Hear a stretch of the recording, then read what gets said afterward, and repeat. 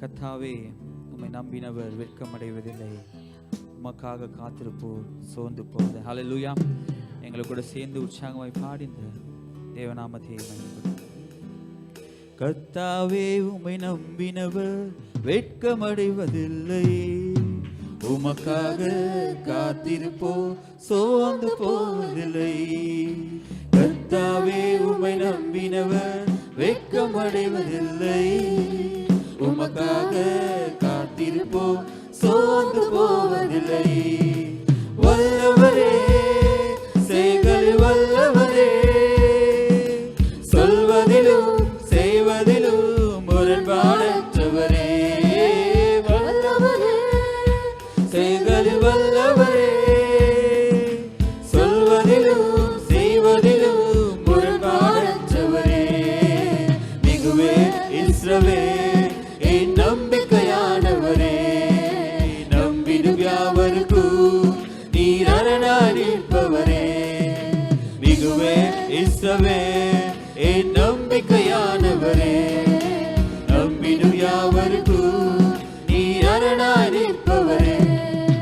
நடக்குமா நடக்காதா என சோர்ந்து போயிருந்தேன், ஒரு அற்புதம் என ஏங்கி போயிருந்தேன். நடக்குமா நடக்காதா என சோர்ந்து போயிருந்தேன், ஒரு அற்புதம் நடக்காதா என ஏங்கி போயிருந்தேன். நான் நினைத்த நிலையிலும் அற்புதம் செய்தீரே, யாரும் நினைத்திடா வழியிலும் அற்புதம் செய்தீரே. மிகுவே இஸ்ரவேல் என் நம்பிக்கையானவரே, நம்பிடும் யாவருக்கும் நீ அரணாய் நிற்பவரே. மிகுவே இஸ்ரவேல் என் நம்பிக்கையானவரே, நம்பிடும் யாவருக்கும் நீ அரணாய் நிற்பவரே. கர்த்தாவே, உம்மை நம்பினவர் வெட்கமடைவதில்லை, உமக்காக காத்திருப்போர் சோர்ந்து போவதில்லை. கர்த்தாவே, உம்மை நம்பினவர் வெட்கமடைவதில்லை, உமக்காக காத்திருப்போர் போவதில்லை. செய்களில் வல்லவரே, சொல்வதிலும் செய்வதிலும் முரண்பாடற்றவரே. வல்லவரே, செய்களில் வல்லவரே, சொல்வதிலும் செய்வதிலும் முரண்பாடற்றவரே. மிகுவே இஸ்ரவேல் நம்பிக்கையானவரே, நம்பிடும் யாவருக்கும் நீ அரணாய் நிற்பவரே. மிகுவே இஸ்ரவேல் என் நம்பிக்கையானவரே, நம்பிடும் யாவருக்கும் நீ அரணாய் நிற்பவரே. பழித்திட வந்தோரை லட்சை மூடினதே, அழித்திட வந்தோரை நிந்தை மூடினதே. பழித்திட வந்தோரை லட்சை மூடினதே, அழித்திட வந்தோரை நிந்தை மூடினதே. காண்போரை வியந்திட உயர்த்தி வைத்தீரே, அடை வந்தானா என்றென்றும் அளவில் வைத்தீரே. காண்போரை வியத்திட உயர்த்தி வைத்தீரே, அடை வந்தானா என்றென்னும் அளவில் வைத்தீரே. மிகுவே என் நம்பிக்கையானவரே, நம்பிடும் யாவருக்கும் நீ அரணாய் நிற்பவரே. மிகுவே இஸ்ரவேல் என் நம்பிக்கையானவரே, நம்பிடும் யாவருக்கும் நீ அரணாய் நிற்பவரே. கர்த்தாவே, உம்மை நம்பினவர் வெட்கமடைவதில்லை, உமக்காக காத்திருப்போர் சோர்ந்து போவதில்லை. கர்த்தாவே, உம்மை நம்பினவர் வெட்கமடைவதில்லை, உமக்காக காத்திருப்போர் சோர்ந்து போவதில்லை. வல்லவரே, செயல்களில் வல்லவரே, சொல்வதிலும் செய்வதிலும் முரண்பாடற்றவரே. வல்லவரே, செயல்களில் வல்லவரே, சொல்வதிலும் செய்வதிலும் முரண்பாடற்றவரே, மிகுவே இஸ்ரவே என் நம்பிக்கையானவரே, நம்பின யாவருக்கும் நீர் அரணாய் நிற்பவரே, மிகுவே இஸ்ரவே என் நம்பிக்கையானவரே, நம்பிடும் யாவருக்கும் நீர் அரணாய் நிற்பவரே, பழித்திட வந்தோரை லச்சை மூடினதே, அழித்திட வந்தோரை நிந்தை மூடினதே, பழித்திட வந்தோரை லச்சை மூடினதே, அழித்திட வந்தோரை நிந்தை மூடினதே, காண்போரே வியந்திட உயர்த்தி வைத்தீரே, அடை வந்தாரோ என்றென்றும் அளவில் வைத்தீரே, வியந்திட உயர்த்தி வைத்தீரே, அடை வந்தாரோ என்றென்றும் அளவில் வைத்தீரே, மிகுவே இஸ்ரவே என் நம்பிக்கையானவரே, நம்பிடும் யாவருக்கும் நீர் அரணாய் நிற்பவரே, மிகுவே இஸ்ரவே என் நம்பிக்கையானவரே, நம்பிடும் யாவருக்கும் நீர் அரணாய் நிற்பவரே, மிகுவே இஸ்ரவே என் நம்பிக்கையானவரே, நம்பிடும் யாவருக்கும் நீர் அரணாய் நிற்பவரே, நடக்குமா நடக்காதா என சோர்ந்து போய் ஒரு அற்புதம் நடக்காதா என ஏங்கி போயிருந்தேன், நடக்குமா நடக்காதா என சோர்ந்து போயிருந்தேன், ஒரு அற்புதம் நடக்காதா என ஏங்கி போயிருந்தேன், நான் நினைத்திட வேளையில் அற்புதம் செய்தீரே, யாரும் நினைத்திட வழியிலும் அற்புதம் செய்தீரே, நான் நினைத்திட வேளையில் அற்புதம் செய்தீரே, யாரும் நினைத்திட வழியிலும் அற்புதம் செய்தீரே, மிகுவே இஸ்ரவே என் நம்பிக்கையானவரே, முடிந்தவர்கள் முழங்கால் படித்த வாழை வலையிலே கூட தேவனை விடுதலையாய் ஆராதிக்கும்படியாய், மிகுவே இஸ்ரவே என் நம்பிக்கையானவரே, நம்பிடும் யாவருக்கும் நீர் அரணாய் நிற்பவரே, மிகுவே இஸ்ரவே என் நம்பிக்கையானவரே, நம்பிடும் யாவருக்கும் நீர் அரணாய் நிற்பவரே. அப்படியே முழங்கால் படிட்டு இந்த கால வேளையிலே தேவனை விடுதலையாய் ஆராதிக்கும்படியா நம் மத்தியிலே உலாவுகிற தேவன், ஆமென், அவருடைய பிரசன்னத்தினால நம்மை நிரப்புகிற தேவன், ஒடுங்கின ஆவி எல்லாம் மறைந்து போகும்படியா, ஆமென், நித்திய மகிழ்ச்சி தலைமையில் இருக்கும், சஞ்சலமும் தவிப்பும் ஓடி போகும், ஆமென். எப்படி பவுலும் சீலாவும் ஆராதிக்கும் போது கட்டவிழ்க்கப்பட்டார்களோ நான் விசுவாசிக்கிறேன், அவரை பாடி ஆராதிக்கும் போது எல்லா கட்டுகளிலிருந்து இருந்து நம்மை விடுவிக்க வல்லவராய் இருக்கிறார்.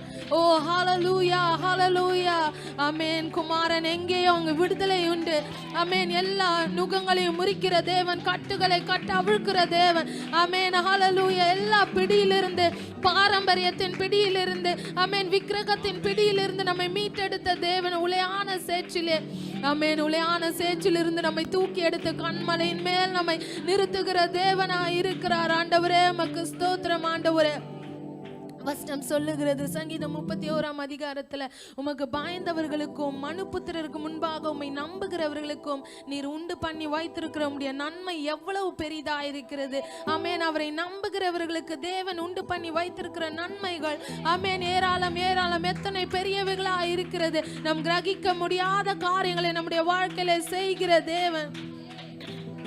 மனுஷருடைய அகங்காரத்துக்கு, ஆமென், அவருடைய சமூகத்தின் மறைவிலே மறைத்து நாவுகளின் சண்டைக்கு நம்மை விலக்கி அவருடைய கூடாரத்திலே ஒளித்து வைத்து காப்பாற்றுகிற தேவன், ஆமென். கர்த்தர் அரணான நகரத்தில் தமது கிருபையை, ஆமென், அதிசயமாய் விளங்க பண்ணினபடியால், ஆமென், அவருக்கு ஸ்தோத்திரம். அரணான நகரத்தில் அவருடைய கிருபையை விளங்க பண்ணுகிறபடியா, ஆண்டவரே கர்த்தாவே, நான் உம்மிடத்துல வந்து தங்கும் போது, நான் ஆண்டவரே அந்த அரணான பட்டணத்திற்குள்ள, ஆண்டவரே, நான் வந்து புகும்போது, ஆண்டவரே உம்முடைய கிருபையை நீர் விளங்க பண்ணுகிற தேவ,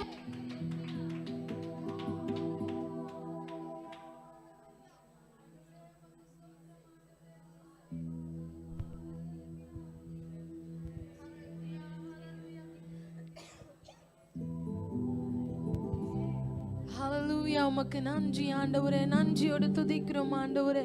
அவருடைய கூடார மறைவிலே ஒளித்து வைத்து நம்மை காப்பாற்றுகிற தேவனாய் இருக்கிறார். ஆமென். நாவின் சண்டைகளுக்கு நம்மை விலக்கி காக்கிற தேவனாய் இருக்கிறார். ஆமென். ஹalleluya. அவருடைய கூடாரத்திலே ஒளித்து வைத்து காப்பாற்றுகிற தேவனாய் இருக்கிறார். ஆமென். ஹalleluya, ஹalleluya. கர்த்தருக்கு காத்திருக்கிறவர்களோ வெட்கப்பட்டு போவதில்லை. ஆமென். ஹalleluya. ஆமென். நம்மேல் நம்மை விசாரிக்கிற தேவனாய் இருக்கிறார். ஆமென். ஹalleluya. சிறுமைப்பட்ட யாவரையும் ஆமென். ஹalleluya. ஆமென். திக்கற்ற பிள்ளைகளுக்கு உதவிகளுக்கு ஆமென் உதவி செய்கிற தேவன். ஆமென். ஹalleluya. மனுஷன் அப்பத்தினால மாத்திரமல்ல, தேவனுடைய வாயிலிருந்து புறப்பட்டு வருகிற ஒவ்வொரு வார்த்தைனாலும் பிழைப்பான் என்று எழுதியிருக்கிறபடி ஆண்டவரே, நீர் ஒவ்வொரு நாளும் எங்களை பிழைக்கத்தக்கதா உம்முடைய வசனத்தை அனுப்பி ஆண்டவரே கர்த்தாவே உம்முடைய வார்த்தையினால பிழைக்கும்படியாய் ஆண்டவரே எங்களை போஷிக்கிற தேவன், எங்களை பராமரிக்கிற தேவன், எங்களை உடுத்து வைக்கிற தேவன் நீர் ஆண்டவரே. ஹalleluya, ஹalleluya, ஹalleluya, ஹalleluya, ஹalleluya. கரங்களை உயர்த்தி ஹalleluya, ஹalleluya, ஹalleluya. அவர் கரமும் அவர் புயமும் மகிமையும் மகத்துவமும் அதிசயங்கள் செய்தது. கிருபையும் சத்தியமும் இரக்கமும் அவர் அன்பு தீயாதே. அவர் கரமும் அவர் மகிமையும் மகத்துவமும் அதிசயங்கள் செய்தது. கிருபையும் சத்தியமும் இரக்கமும் அவர் அன்பு வழி நடத்தியதே. ஹalleluya, ஹalleluya, ஹalleluya. கரங்களை உயர்த்தி அந்த நல்ல தேவனை ஆண்டவரே நோக்கி பார்க்கிறோம் ஆண்டவரே. ஒரு மனமாய் உம்மை ஆராதிக்கிறோம் ஆண்டவரே. ஓ ஆண்டவரே, உமக்கு நன்றி ஆண்டவரே. ஹalleluya, ஹalleluya, ஹalleluya, ஹalleluya, ஹalleluya, ஹalleluya, ஹalleluya, ஹalleluya, ஹalleluya. அவர் மேய்ப்பர், அவர் மீட்பர், என் நேசர் பரிசுத்தர், ராஜ்யம் ஜீவனுள்ள நாட்களெல்லாம் தங்குவாதே வாஞ்சித்து. அவர் மேய்ப்பர், அவர் மீட்பர், பரிசுத்தர், ராஜ்யம் ஜீவனுள்ள நாட்களெல்லாம் ஆலயத்தில் தங்கு வாஞ்சித்து நாடிடுவே. ஹalleluya, ஹalleluya, ஹalleluya, ஹalleluya, ஹalleluya, ஹalleluya, ஹalleluya, ஹalleluya, ஹalleluya, ஹalleluya. அப்படியே எழும்பு நின்று ஹalleluya, ஹalleluya, ஹalleluya. ஆண்டவரே உமக்கு ஸ்தோத்திரம். ஆமென். நம் மத்தியிலே அசைவாடுகிற தேவனாய் இருக்கிறார் ஆண்டவரே. உடைந்த உள்ளங்களை தேற்றுகிற தேவன். ஆமென். நொறுங்குண்ட இருதயம் உள்ளவர்களுக்கு அவர் சமீபமா இருக்கிறார். வசனம் சொல்லுகிறது அந்த தேவன் தூரமா இல்ல, அவர் நம்ம நொறுங்குண்ட இருதயத்துக்கு சமீபமா இருக்கிற தேவன். அவர் காயம் கட்டுகிற தேவனா இருக்கிறார். ஆமென். அவர் ராமோத்தின் வைத்தியர், கிலெயாத்தின் பிசின் தைலமாக இருக்கிற தேவன். அந்த ரணங்களை அவரால் மாத்திரம் தான் ஆற்ற முடியும். ஆமென். ஹalleluya, ஹalleluya, ஆமென். ஹalleluya, ஹalleluya. உமக்கு நன்றி ஆண்டவரே. ஓ நன்றி தகப்பனே, நன்றி தகப்பனே. ஹalleluya. ஓ உமக்கு நன்றி ஆண்டவரே. நம்மால முடியாத வேளையிலே அந்த தேவன் நமக்காக இறங்கி, ஆமென், ஹalleluya, அந்த தேவன் நமக்காக யாவையும் செய்து முடிக்கிற தேவனாய் இருக்கிறார். நம்முடைய இயலாமையிலே அவர், ஆமென், நமக்காக செயல்படுகிற தேவனாய் இருக்கிறார். நம்மளால ஒன்றும் முடியாதுன்னு நினைக்கிற வேளையில, ஆண்டவரே எனக்கு பலன் இல்லை, ஆண்டவரே எனக்கு திராணி இல்லை, அப்படிப்பட்ட சூழ்நிலையில இருக்கும் போது அந்த தேவனுடைய பலனை நம்மால உணர முடியும். அந்த பரலோகத்தின் பலனை நம்மால உணர முடியும். ஓ ஹalleluya. சர்வ வல்லவரே, எல்லாம் செய்பவரே, இல்லாதவைகளை இருக்கின்றதாய் வார வழைப்பவரே, சர்வ வல்லவரே, எல்லாம் செய்பவரே, இல்லாதவைகளை இருக்கின்றதாய் வார வழைப்பவரே. சொல்லாம ஆபிரகாமுக்கு செய்தவர், ஆபிரகாமுக்கு செய்தவர் எனக்கும் செய்ய வல்லவர், ஆபிரகாமுக்கு செய்தவர் எனக்கும் செய்ய வல்லவர். யெகோவா இரே எல்லாம் பார்த்து கொள்வா, தேவையை நிறைவாக்குவா, கண்ணீரை துருத்தியில் எடுத்து வைத்து ஏற்றதாய் பலன் தருவா.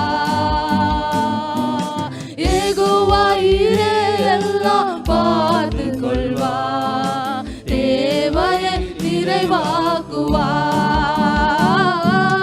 கண்ணீரை துருத்தியில் எடுத்து வைத்து ஏற்றதாய் பலன் தருவா.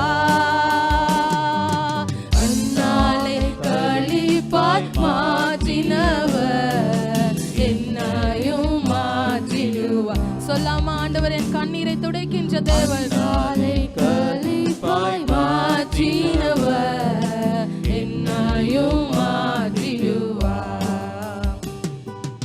எல்ரோயி என்னை காண்பவரே, என் கண்ணீர் துடைப்பவரே, என்னை கண் வைத்து நன்மைகள் செய்பவரே, எல்ரோயி என்னை காண்பவரே, என் கண்ணீர் துடைப்பவரே, கருமுதலாய் என்னை கண் வைத்து நன்மைகள் செய்பவரே, ஆகாரின் கண்ணீரை மாற்றினவர் என் கண்ணீர் மாற்றிடுவார், ஆகாரின் கண்ணீரை மாற்றினவர் என் கண்ணீர் மாற்றிடுவார். ஆமென். ஆபிரகாம் வயது முதிர்ந்த வயதான காலத்துல பார்க்கிறோம், தன்னுடைய பிள்ளைக்கு பெண் கொள்ளும்படியாக அவர் தன்னுடைய ஊழியக்காரனை அழைத்து அவர் சொல்லுகிறார், நீ கானானியர் இடத்துல பெண் கொள்ளாமல் நீ போய் என்னுடைய தேசத்தை என்னுடைய இனத்துக்கு போய் அங்கே நீ என்னுடைய பிள்ளைக்காக ஒரு பெண்ணை கொண்டு வரணும்னு சொல்லி, ஆனா அங்க சொல்ற ஒரு காரியம், நீ போறதுக்கு முன்னாடி என் தேவன் தம்முடைய தூதனை அனுப்பி உனக்கு முன்பாக போவார். ஆமென், ஹalleluya. ஆமென். அந்த இடத்துல பார்க்கிறோம், ஆமென், அந்த ஊழியக்காரர் போய் மனசுல அவர் நினைக்கிறாரு, எந்த ஸ்திரீ எனக்கும் தண்ணீர் கொடுத்து ஒட்டகங்களுக்கும் தண்ணீர் கொடுக்குறாங்களோ அவங்க தான் தேவன் நியமித்திருக்கிற ஸ்திரீன்னு சொல்லி அதே போல சம்பவங்கள் நடக்கிறது. அப்ப பார்க்கும்போது ஆபிரகாமுடைய அவங்க வீட்டிலேயே அவங்க இனத்திலேயே சொந்தத்திலேயே ஆமென் இந்த காரியம் நடக்கிறது. ஆமென். எதற்காக சொல்லுகிறேன் என்றால், தன்னுடைய முதிர்ந்த வயதுல போக முடியாத நிலைமை, ஆமென், ஹalleluya, ஆமென், குடும்ப காரியங்களை செய்ய முடியாத ஒரு சூழ்நிலை வரும்போது அந்த இடத்துல தேவன் ஆமென் ஆபிரகாம் போனா எப்படி, அதை விட அவர் போய் நடக்கிறதை விட ஆமென் அவர் இல்லாத போது அவருடைய முடியாத சூழ்நிலையில ஆமென் நம்ம பாடினது போல என்னால் ஒன்று கூடாதென்று என்ன நான் தந்து விட்ட ஆண்டவரே, எல்லாம் உம்மால முடியும், உம்மால் கூடும் ஆண்டவரே, நீர் எனக்காக யாவையும் செய்து முடிக்கிற தேவன், நீர் எனக்கு முன்பாக போய் கோணலானவர்களை செவையாக்கி கரடானவர்களை சமமாக்குகிற தேவன் ஆண்டவரே, உம்மால் செய்யக்கூடாத காரியம் ஒன்றுண்டோ ஆண்டவரே கர்த்தாவே, நீர் மேலானதை எனக்கு செய்ய வல்லவர் ஆண்டவரே. ஓ யெகோவா ஈரே எல்லாம் பார்த்து கொள்வா, தேவாயே நிறைவாக்குவா,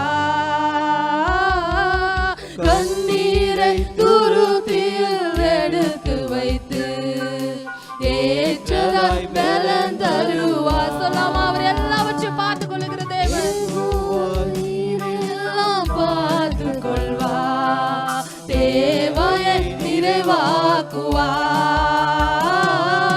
கண்ணீரை துருத்தியில் எடுத்து வைத்து ஏற்றதாய் பலன் தருவா. அந்நாளை கழிப்பாய் மாற்றினவர் என்னையும் மாற்றிடுவா, அந்நாளை கழிப்பாய் மாற்றினவர் என்னையும் மாற்றிடுவா. யோசுவாய் சர்வ வல்லவரே, எல்லாம் செய்பவரே,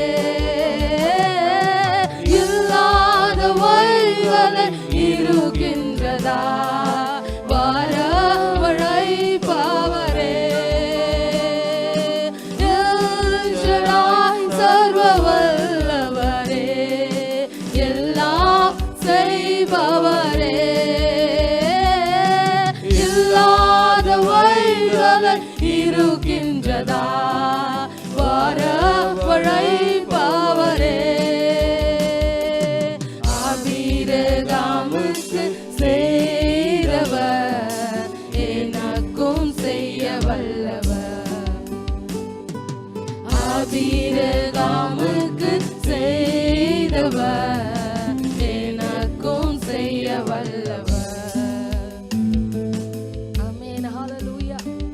ஆமென். பலிக்கான ஆடு எங்கேன்னு கேட்கும்போது ஆபிரகாம் சொல்லுகிற ஒரு வார்த்தை, ஆமென் கர்த்தர் எல்லாம் பார்த்து கொள்வார். ஆமென் ஹல்லேலூயா.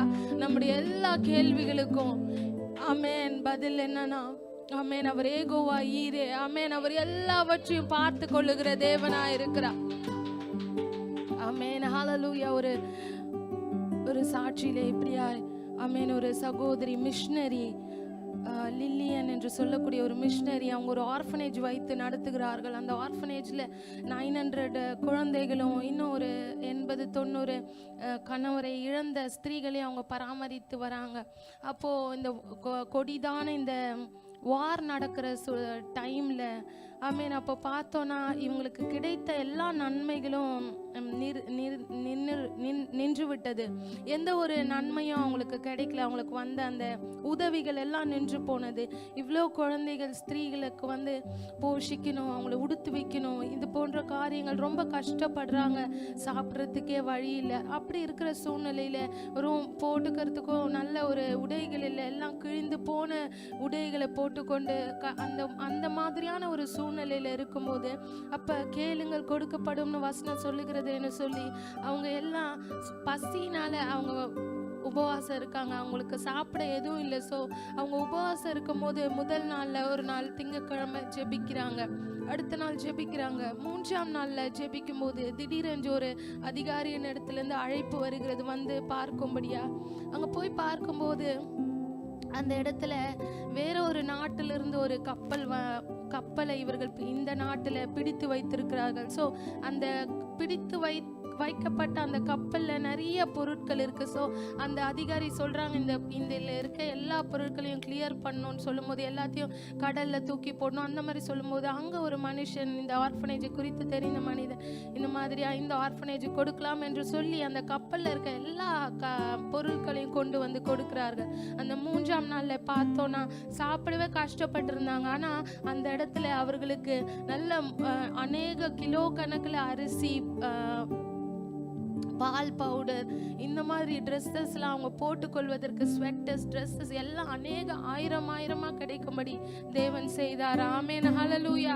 நான் விசுவாசிக்கிறேன், அந்த ஆமென், இவர்களுக்காகவே ஒருவேளை அந்த கப்பலை தேவன் பிரிக்கும்படி செய்திருக்கலாம். ஆமென், ஹல்லேலூயா. இல்லாதவர்களை இதே போன்ற காரியங்களை நம்முடைய வாழ்க்கையில இன்றைக்கும் அவர் செய்ய வல்லவர். அவருடைய கரம் குறுகவில்லை. அவர் நேற்றும் இன்றும் என்றும் மாறாதவர். நமக்காக இல்லாதவைகளை இருக்கிறவைகளாய் அழைக்கிற தேவன். ஆமென், ஹல்லேலூயா. அவரால் செய்ய முடியாத காரியம் ஒன்றுமே இல்லை. சர்வ வல்லவரே, எல்லாம் செய்பவரே, இல்லாதவைகளை இருக்கின்றதாய் வரவழைப்பவரே,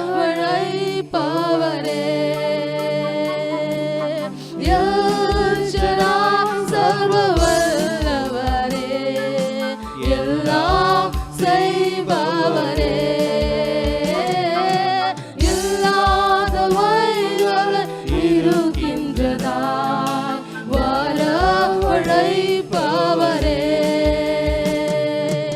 ஆபிரகாமுக்கு செய்கிறவர் எனக்கும் செய்ய வல்லவர், ஆபிரகாமுக்கு செய்தவர் எனக்கும் செய்ய வல்லவர், என்னாலொன்றும் கூடாதென்று என்னை நான் தந்துவிட்டேன். சொல்லாம ஒரு அர்ப்பணிப்போடு, ஒரு கம்ப்ளீட் சரண்டர். ஆண்டவரே, எல்லா காரியங்களும் ஆண்டவரே உம்முடைய பாதத்துல ஒப்பு கொடுக்கிறோம். ஆண்டவரே, என்னாலொன்றும் கூடாதென்று என்னை நான் தந்துவிட்டேன், உம்மால் எல்லாம் கூடும் என்று உம்மை நான் நம்பியுள்ளேன். ஆண்டவரே, நீ சகலத்தையும் செய்ய வல்லவர். நீ செய்ய நினைத்தது தடைபடாது என்று அறிந்திருக்கிறோம். ஆண்டவரே, ஆண்டவரே, எங்களை குறித்ததான உம்முடைய நினைவுகள் மேலானவைகள். ஆண்டவரே, அவைகள் தீமைக்கு அல்ல, அவைகள் சமாதானத்துக்கு ஏதுவான நினைவுகள். ஆண்டவரே, கர்த்தாவே, நினைவுகள் உன் நினைவுகள் அல்லன்னு சொல்லியிருக்கிறீங்களே. ஆண்டவரே, எங்கள் நினைவுகளை பார்க்கலாம். ஆண்டவரே, ஆண்டவரே, கர்த்தாவே, நீர் மேலானதை செய்வீர். ஆண்டவரே, எங்களை உயர்த்துகிற தேவன். ஆண்டவரே, அநேகருக்கு ஆசீர்வாதமாக வைத்திருக்கிற தேவன். ஆண்டவரே, ஆண்டவரே, எங்களை சாட்சியாக வைத்திருக்கிற தேவன். ஆண்டவரே, கர்த்தாவே, உமக்கு ஸ்தோத்திரம். ஆண்டவரே, இந்த தேவன் என்றென்றைக்கும் உள்ள சதா காலங்களில் நம்முடைய தேவன், மரண பரியந்தம் அவர் நம்மை நடத்துவார். ஆண்டவரே, நீர் எங்களை நடத்துவீர். ஆண்டவரே, அப்பா, உமக்கு நன்றி. விடுதலையாய் ஆராதிக்க நீ பாராட்டின கிருபைகளுக்காக நன்றி செலுத்துகிறோம். மீதான காரியங்களை போகலாம். நான் கர்த்தரோட வார்த்தைகளுக்கு போகிறேன். என் செவிகள் திறந்தவைகளும் என் இருதயம் ஏற்றுக்கொள்வதுமாயிருக்கிறது. நான் இருக்கிற வண்ணமாயிருப்பதில்லை. நம்மளோட மத்தியே அடிக்கடி வந்து நம்மை உற்சாகப்படுத்துகிற போல்டையுடைய அவர்கள் வந்திருக்கிறார்கள். கரங்களை தட்டி வரவேற்கிறேன்.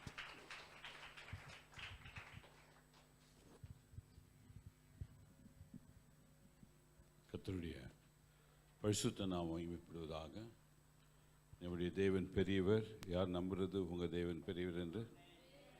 பெரியவர் பெரிய காத்து செய்து கொண்டும் இருக்கிறார், செய்யவும் போகிறார்.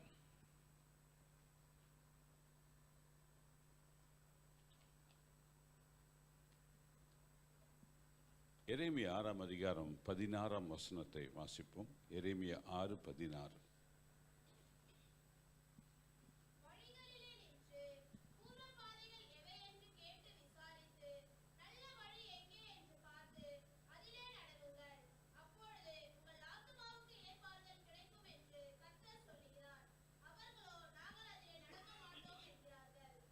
தேவ வார்த்தை ரொம்ப தெளிவாக நம்மகிட்ட சொல்லுகிற ஒரு காரியம் என்னவென்றால், பூர்வ பாதைகள் எவை என்று கேட்டு விசாரித்து. நம்மளாம் என் ஜனங்க விசாரிக்கிறதே கிடையாது. வேலைக்கு மட்டும் விசாரிப்போம் எவ்வளோ சம்பளம்னு. திருமணம் ஆகும்போது அவங்க அப்பா அம்மா என்ன வேலை செய்கிறாங்க, பொண்ணு என்ன செய்யுது, பையன் என்ன செய்கிறான், அதெல்லாம் விசாரிப்போம். ஆனால் நம்முடைய ஆவிக்குரிய வாழ்க்கைக்கு ஜனங்கள் விசாரிக்கிறதே கிடையாது. பூர்வ பாதைகள் எவை என்று கேட்டு விசாரித்து. உலகத்தை படைத்தவர் யார்?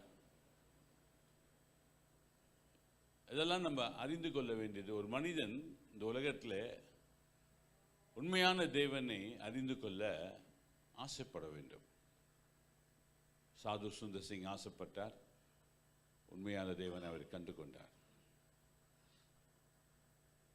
நம்முடைய விலையேற பெற்ற காரியம் என்னன்னா நம்முடைய ஆத்துமா தான்.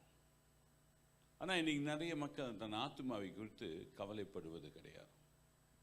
80 வயது உயிரோடு இருக்கிற சரீரத்தை குறித்து தான் கவலைப்படுகிறார்கள். நித்தியமாய் வாழப்போகிற, நித்தியமாய் வாழப்போகிற, மரணமே இல்லாத ஒரு ஆத்துமாவை குறித்து அவர்கள் கவலைப்படுவது கிடையாது. நல்ல வழி எங்கே என்று பார்த்து அதில் நடவுங்கள். நல்ல வழியில் நடந்தாதான் என் ஆத்துமா எப்பொழுதுமே சந்தோஷமாக இருக்குமா. அப்பொழுது உங்கள் ஆத்மாவுக்கு இளைப்பாறுதல் கிடைக்கும். ஒரு சாட்டிஸ்ஃபேக்ஷன் லைஃப் இல்லாவிட்டால் இன்னைக்கு காலையில் எழுந்திரிச்சு இந்த நாள் முழுவதும் ஒரு நல்ல சந்தோஷமாக இருந்துச்சுன்னா உன் ஆத்மா என்ன ஆகும்? இளைப்படையும், சந்தோஷம் அடையும். பா நல்லா இருந்துச்சு இன்னைக்கு இந்த நாள். ஒரு நல்ல சாப்பாடு சாப்பிட்டாவே என்ன சொல்லுது உன் ஆத்மா? உன் சரீரம் தான் சாப்பிடுது, உன் ஆத்மா என்ன சொல்லுது? சூப்பராக இருந்துச்சுப்பா இன்னைக்கு. நான் எப்போதும் ஒரு பிரியாணி சாப்பிட்டேன். இதில் பாண்டிச்சேரியில் ஒரு மீட்டிங்கில். அன்றைக்கி கூட நினச்சேன் அது மாதிரி டேஸ்ட் எங்கேயும் பார்த்தது கிடையாது. பாண்டிச்சேரி ஒரு ஃபேமிலி ஒரு மீட்டிங்கு போயிருந்தேன். அப்போ ஒரு பிரியாணி வச்சுருந்தான். திடீர்னு அந்த ஞாபகம் வரும். அதுக்கப்புறம் அந்த பிரியாணி எங்கேயுமே சாப்பிடல. எவ்வளோ பிரியாணி சாப்பிட்ருக்கோம். அது மாதிரி நம்முடைய வாழ்க்கையிலே ஒரு சந்தோஷம், ஒரு சாட்டிஸ்ஃபேக்ஷன் இருக்குதா வாழ்க்கையில்? ஓட்டமா இன்னைக்கு இருக்கிற வாழ்க்கையில்? இன்னைக்கு நல்ல நாளாக இருந்துச்சு. நாள் நல்ல நாள் தான். சூரியன் உதிக்கிற நாள், பகல், இரவு எல்லாம் நல்லது தான்.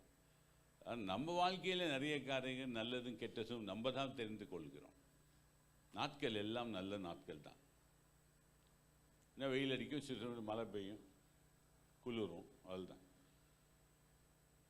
அதை எப்படி நாம் தெரிந்து கொள்கிறோம்? அதை எப்படி நாம் வளர்ந்து வருகிறோம்? நடக்கிற the way that we walk. நல்ல வழி எங்கே என்று பார்த்து அதில் நடவுங்கள். ஃபஸ்ட்டு விசாரிக்கணுமா, பார்க்கணுமா? அப்போது உங்கள் ஆத்மாவுக்கு என்ன கிடைக்குமா? இளைப்பாறுதல் கிடைக்கும் என்று கர்த்தர் சொல்கிறார்.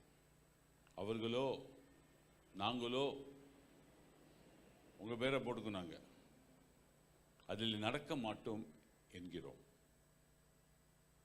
யார் இந்த வழியெல்லாம் போவா? இது பரிசுத்தமான ஒரு வழி, நித்தியமான ஒரு வழி. இயேசு சொன்னார், நானே வழியும் சத்தியமும் ஜீவனுமாக இருக்கிறேன். என்னை அல்லாமல் ஒருவரும் பிதாவிட்ட வர்றது கிடையாது, இல்லாவிட்டால் பரலோகத்துக்கு நுழைவது கிடையாது. உன் ஆத்துமாவுக்கு இளைப்பாறுதல்.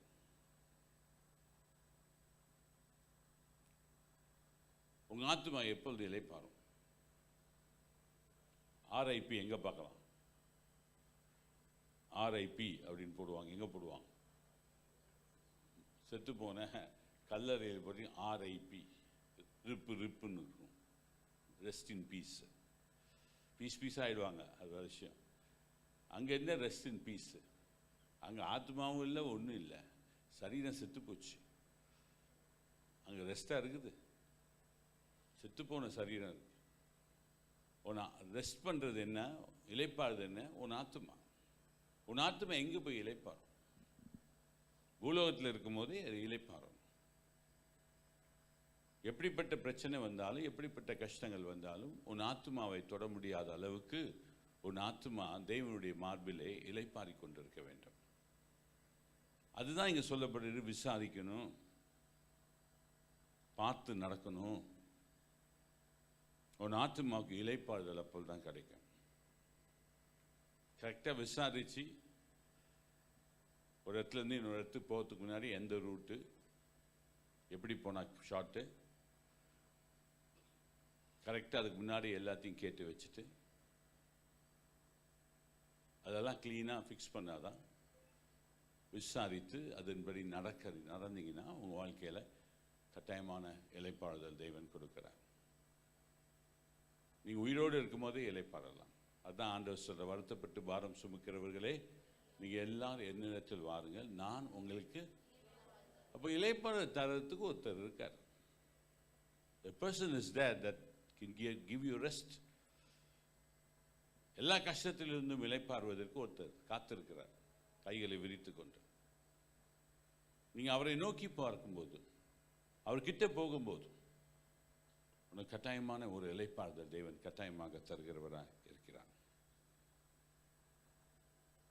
தேவனுடைய கரெக்டான வழியிலே நீங்கள் நடப்பீர்களானால், தேவன் எதிர்பார்க்கிற வழியிலே ஒரு மனிதன் நடப்பானானால், தேவன் உனக்கு வைத்திருக்கிற அந்த வழியிலே நீங்கள் நடப்பீர்களானால் உனக்கு எப்பொழுதுமே இளைப்பாறுதல் தான். உன் ஆத்துமா எப்பொழுதும் இளைப்பாறிக் கொண்டிருக்கும். பதறாது, அர்ஜென்ட்டாக போகாது, சாதாரணமாக சமாதானமாக இருக்கும். சங்கீதம் 116 அதிகாரம் 7 வசனத்தை வாசிப்போம். சங்கீதம் 116:7.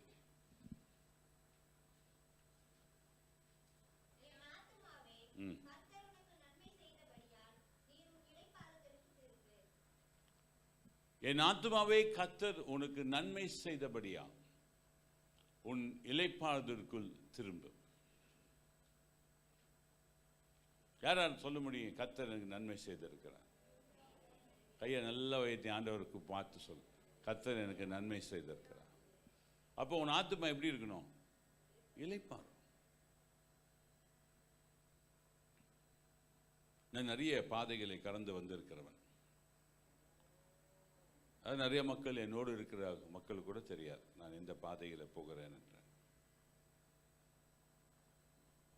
சில பாதைகளை குறித்து நேற்று ஒரு மெசேஜில் கொடுத்தேன். கஷ்டமான பாதைகள். ஆனால் எங்கள் அப்பா எங்கள் அம்மா என்னை பார்த்து கேட்பாங்க ஒரு கேள்வி, இவ்வளவு கஷ்டமான சுச்சுவேஷன்லையும் நீ எப்படி சந்தோஷமாக இருக்கிற? என் கூட இருக்கிற நண்பர்கள் கேட்பாங்க, ஆவிக்குரிய நண்பர்கள். அவங்க சில சமயத்தில் தெரியும், பால் எப்படி உன்னால் இந்த சுச்சுவேஷனில் கூட சந்தோஷமாக சிரிக்கிற, சந்தோஷமாக இருக்கிற? நான் சொன்னேன், I don't worry about it. நான் அதை ஆண்டவர் கையில் கொடுத்துட்டேன். இந்த பிரச்சனையை ஆண்டவர் கையில் கொடுத்துட்டேன். ஐ எம் நாட் டேக்கிங் இட். நான் ஒன்று சுமக்கிறதால. ஃபுட்பால் விளையாடும் போது பால் கையில் வந்தோன்னு பாஸ் பண்ணி மற்றவங்களுக்கு பாஸ் பண்ணிட்டோன்னா நமக்கு பிரச்சனையே இல்லை. சில பேர் ஓடுவாங்க, அதை வச்சுக்கிட்டே ஓடிக்கிட்டே இருப்பான், யாருக்கும் கொடுக்க மாட்டான், பாஸே பண்ண மாட்டான். நான்லாம் சின்ன வயசில் ஃபுட்பால் விளையாடுவேன்.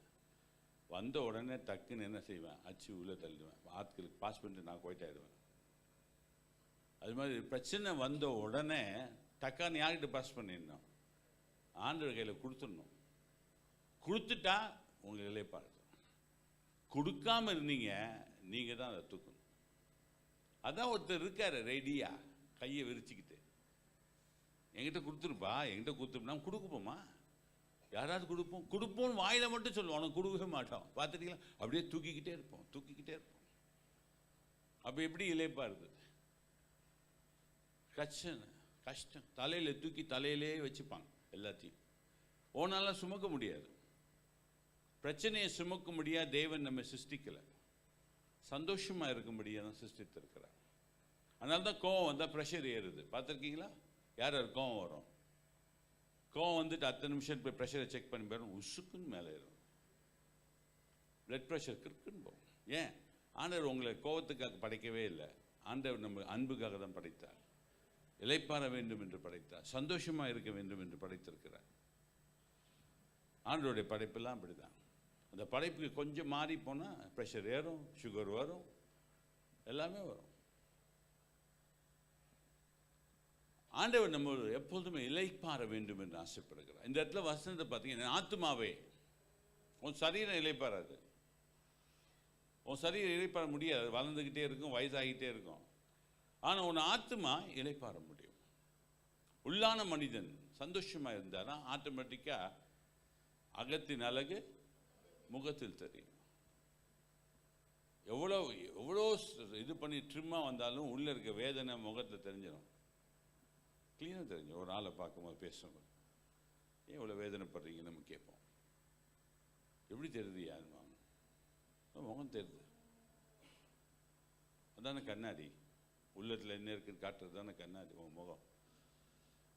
உன் ஆத்துமா இளைப்பாற வேண்டும். அதான் தேவன் எதிர்பார்க்கிறார். அதுக்கு தான் இயேசு வந்தது. உன் ஆத்துமா இளைப்பாற வேண்டும் என்று சொல்லி. ஆனால் நீ கிறிஸ்தவங்களை பார்க்குறேன், இளைப்பாறதே இல்லை. எதுக்குத்தாலும் ஏதாவது செய்யணும், அப்படி பண்ணணும், இது பண்ணணும், அப்படி ஓடிக்கிட்டே இருக்கிறாங்க. ஆண்டவர் சொல்லி, இளைப்பாற வாப்பா, வா, வந்து சபையில் உட்கார், ஆண்டவர் வார்த்தையை கேளு, பாட்டை கேளு, சந்தோஷமா இரு. ஐயா, சபைக்கு வர வரைக்கும் சந்தோஷமா இருக்கு. சபையை விட்டு போனால் அதே பிரச்சனை திரும்பி வருது. யார்? ஏன்னா உன் ஆத்துமாவில் என்ன இல்லை? இளைப்பாறுதல் இல்லை. ஆண்டவர் எதிர்பார்க்கிற உன் ஆத்துமாவை நிலைப்பாடு. சங்கீதம் 62:5 வாசிப்போம்.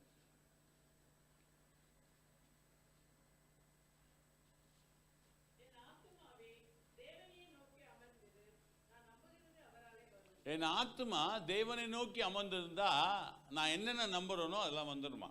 ஆனால் நம்ம யாரை நோக்கி அமர்ந்திருக்கிறோம்? கவர்மெண்ட்டை நோக்கி அமர்ந்திருக்கிறோம். சீஃப் மினிஸ்டர் இதை செய்வார், சீஃப் மினிஸ்டர் அதை செய்வார். எந்த சீஃப் மினிஸ்டர் எதுவும் செய்ய மாட்டான் சொல்லுவாங்க எல்லாம். எந்த சீஃப் மினிஸ்டர் எடுத்துக்கோங்க, இந்தியாவில் இருக்க எந்த சீஃப் மினிஸ்டர் எடுத்துக்கோங்க, யாரும் வாய் ஊதார்த்தான், எதுவுமே செய்கிறது கிடையாது. செஞ்சா மாதிரி காட்டுறது தான். டிஎம்கேவாக இருக்கட்டும், ஏடிஎம்கேவாக இருக்கட்டும், எந்த கட்சி வந்தாலும் எந்த கட்சி நமக்கு சோறு போட போகிறது கிடையாது. எவ்வளோ கொடுத்துருக்காங்க கவர்மெண்ட்டில், ஒரு காசு நான் வாங்கினது கிடையாது. நான் தான் கவர்மெண்ட்டுக்கு காசு கட்டியிருக்கேன். நிறையா டேக்ஸ் கட்டியிருக்கேன், பர்சனல் டேக்ஸ் கட்டியிருக்கேன், கம்பெனி டேக்ஸ் கட்டியிருக்கேன், லஞ்சம் கொடுத்துருக்கேன் கவர்மெண்ட்டுக்கு.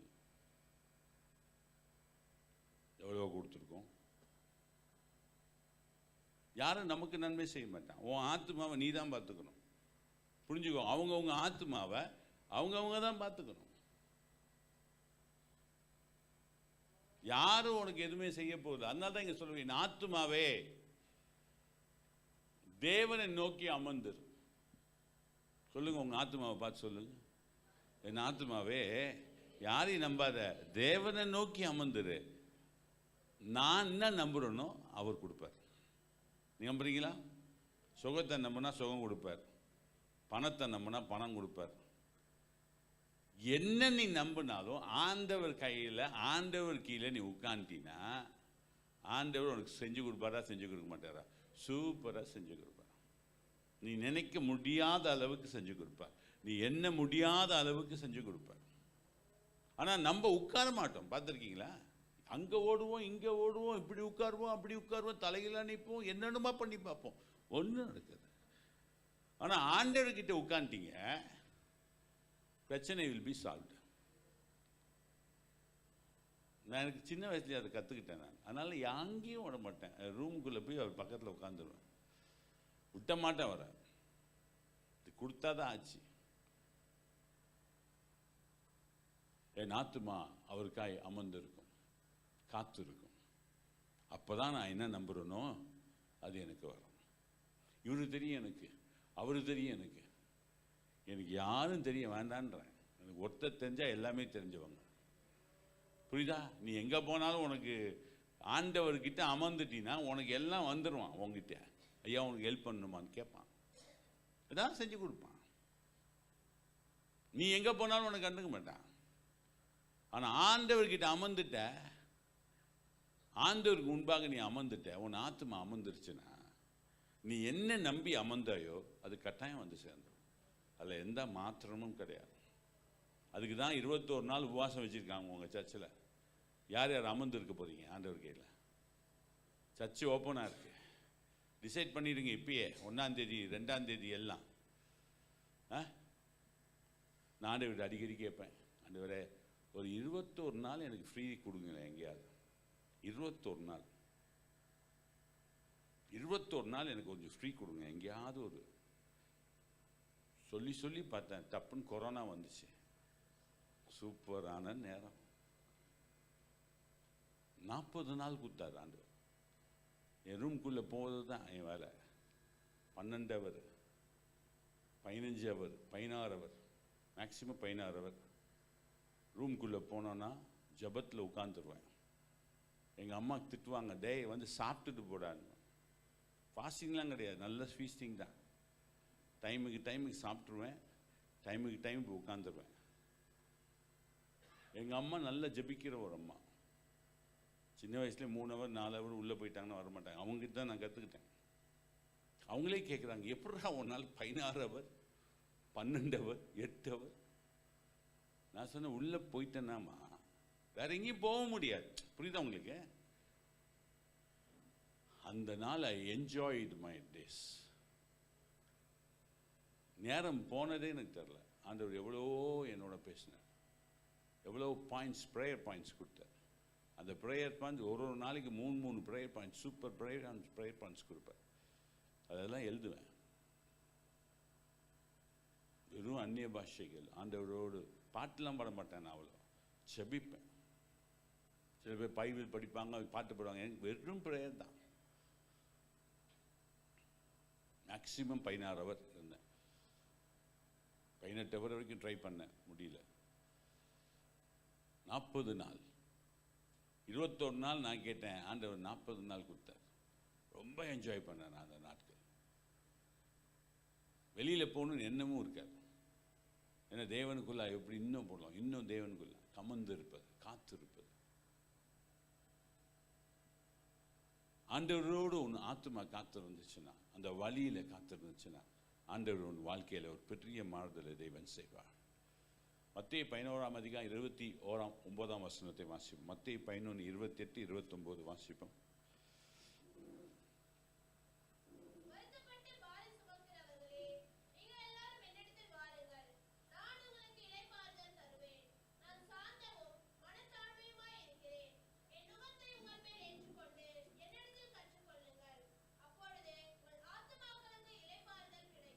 ஆண்டவர் என்ன சொல்றாரு? உன் நுகத்தை என் மேல் வைத்துட்டு என்கிட்ட வந்து கத்துக்கோன்றார்.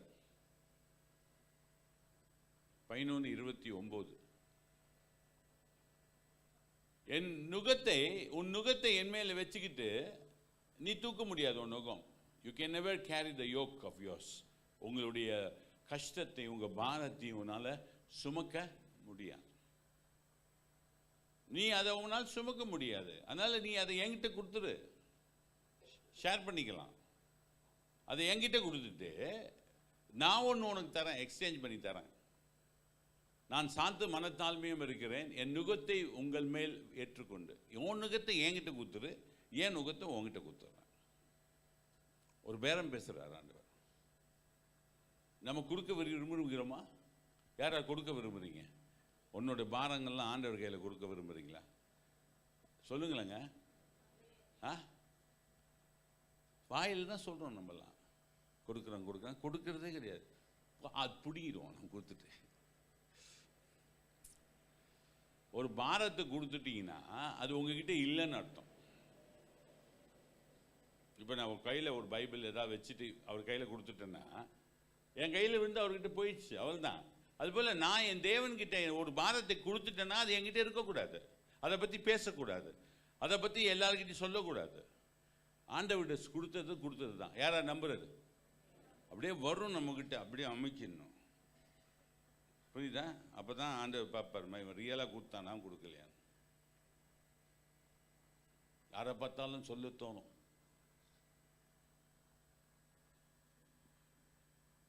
நான் ஒரு வீட்டுக்கு போயிருந்தேன், பாண்டிச்சேரி. அதுவும்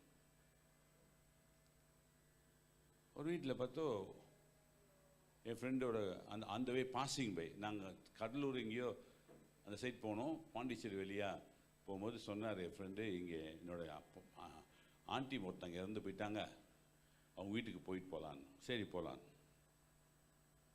நல்ல உமன் ஆஃப் ப்ரேயர் அந்த அம்மா. போனோடனே அவங்க வீட்டில் ஃபோட்டோவில் ஒரு அழகான மாலை போட்டிருந்தாங்க, மல்லிப்பூ போட்டிருந்தாங்க. நான் உள்ளே போனோடனே விஷ் பண்ணேன், அவங்க யாருன்னு தெரியாது. அவங்க அம்மா செத்துட்டாங்களான்னு கேட்டேன். அந்த அம்மாவுக்கு முடிச்சு செத்து போய் அடக்கம் பண்ணி 5 நாளோ ஒன்றுமா ஆகுது. நான் கேட்டு உங்கள் அம்மா செத்துட்டாங்களான்னு கேட்டேன். என்னை பார்த்து முழிச்சாங்க. என் கூட வந்தவர், ஆமாம் பிரதர் அதுக்கு தான் வந்திருக்கோம், எனக்கு தெரியும் பிரதர் சும்மா இருங்க. இல்லை மாலையெல்லாம் போட்டிருக்கீங்களே, உங்கள் அம்மா செத்துட்டாங்களான்னு கேட்டேன். திருப்பி அந்த அம்மா புரியல. நான் செத்தவங்க தாங்க மாலை போடுவாங்க.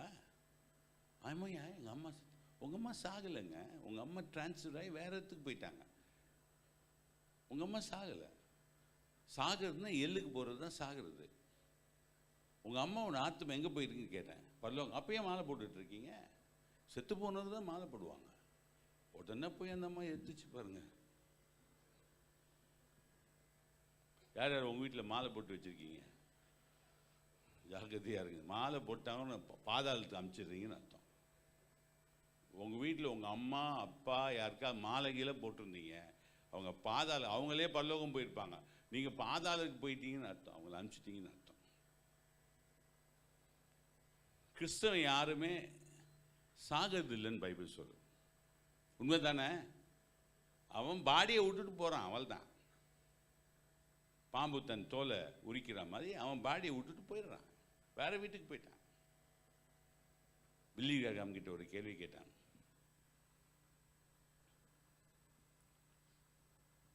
கிறிஸ்தவங்களுக்கெல்லாம் மரணம் இல்லைன்னு பைபிள் சொல்லுதே, நீங்கள் என்ன சொல்கிறீங்க? ஆமாம், மரணம் இல்லையே. அப்போ உங்களுக்கு வயசாச்சு, நீங்கள் சாக மாட்டீங்களான்னு கேட்டாங்க. வயசான பிறகு டிரான்ஸ்ஃபர் ஆகிடுவேன். என்ன டிரான்ஸ்ஃபர் ஆவீங்கன்னா, பூலோக வீட்டிலேருந்து பரலோக வீட்டுக்கு போயிடுவேன். இங்கே எப்படி ஒரு அட்ரஸ் கொடுக்கப்பட்டதோ பரலோகத்தில் எனக்கு ஒரு அட்ரஸ் கொடுக்கப்படும். இதுதான் என்னுடைய லைஃபு. நான் சாகிறது கிடையாது. எனக்கு ரொம்ப வேஸ்ட்டாக இருக்குது இந்த பாடி, ரொம்ப நாளாக தொகுத்து இருக்குது, அதை தூக்கி விட்டுட்டு நான் போயிடுவேன். அது ஷாக் ஆகிட்டான் யார் கேள்வி கேட்டவன். Only the address will be changed. இங்கே இருக்க அட்ரஸ் இது, அங்கே இருக்க அட்ரஸ் வேறு.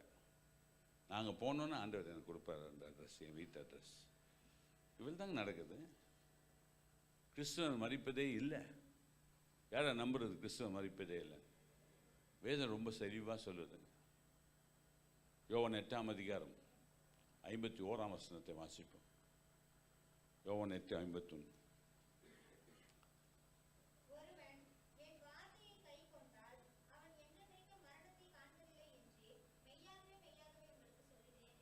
வசனம் சொல்லுதாங்க, என் வார்த்தையை கை கொள்றவன் என்ன பார்க்கறது கிடையாது, என்ன ருசிக்கிறது கிடையாது, மரணத்தை காண்பதில்லை. அவள் தான் நீங்கள் நானும் மரணத்தை காண்பதில்லை. அப்போ வீட்டில் ஃபோட்டோவில் இது போய்க்கலாமா? எது? எங்கள் வீட்டில் இப்போ எங்கள் அப்பா ஃபோட்டோலாம் இருக்கும், ஆனால் மாலைகீழ ஒன்றும் வராது. எங்கள் வீட்டில் ரொம்ப ஸ்ட்ரிக்டாக இருப்பேன். சிஎஸ்ஐ மக்கள்லாம் மாலை போடுவாங்க. எங்கள் அப்பா பரலோகத்துக்கு போயிட்டாரு, நான் மாலைலாம் போட மாட்டேன். வீட்டில் மாலை கீழே போட்டுனா வீட்டுக்கு ஃபஸ்ட்டு போய் பிடிங்கிருங்க அதை. ஏன்னா அவங்க பரலோகம் போனால் நீங்கள் அவங்க எள்ளுக்கு அனுப்பிச்சிடுவீங்க. செத்து போனவங்க தான் மாலை போடுவாங்க. உங்கள் வீட்டில் யாராவது செத்துருக்காங்களா? செத்து போகல, அவங்க டிரான்ஸ்ஃபர் ஆகி வேறு இடத்துக்கு போயிட்டாங்க. அமெரிக்கா போகிறவனுக்கு வீட்டில் மாலை போடுவீங்களா? ஏங்க, இங்கேருந்து அமெரிக்கா போயிட்டான் ஒருத்தன், அவன் வீட்டில் ஃபோட்டோ வச்சு மாலை போடுவீங்களா என்ன? ஃபோனில் பேச மாட்டீங்க?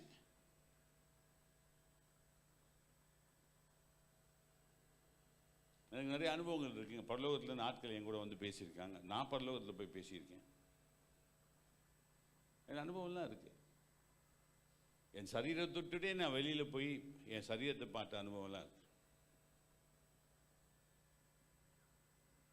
தேவன் சில மக்களுக்கு சில அனுபவங்களை கொடுக்குறார். நான் அதை சொல்ல விரும்பலை, அதை நான் வெளியே சொல்ல விரும்பலை. நான் அவ்வளோ தைரியமாக சொல்கிறேன். ஏன் காரணம், ஐ ஹவ் சீன் திங்ஸ். உன் ஆத்துமா எப்போதும் இளைப்பாற வேண்டும் என்று தேவன் விரும்புகிறார். உன் ஆத்துமா இளைப்பாறுகிற ஒரு வாழ்க்கை. எப்போ ஆண்டவர் சொல்ல எக்ஸ்சேஞ்ச் பண்ணிக்கலான்றார். யாரை எக்ஸ்சேஞ்ச் பண்ண ரெடியாக இருக்கீங்க? உன்னுடைய பாரத்தை அவர்கிட்ட கொடுத்துருங்க, அவர் யோக்க உன்கிட்ட கொடுத்துருவார், அவரோட பாரத்தை உங்ககிட்ட கொடுத்துருவார். யாருக்கு அது வேணும்? அதான் சொல்கிறார், வருத்தப்பட்டு பாரத்தை என்கிட்ட கொடுத்துரு, நான் என்னுடைய பாரத்தை உனக்கு கொடுக்குறேன். என்னோட பாரம் எப்படி இருக்கும்? எப்படி இருக்குமா அவர் சொல்கிறாரு? இலகுவாய், மென்மையாய். அது உனக்கு இளைப்பாறுதலை தரும். ஆண்டவருடைய நுகத்தை நீ சுமப்பாயானா உனக்கு எப்பொழுதுமே இளைப்பாறுதல். சங்கீதம் 23:3 வாசிப்போம்.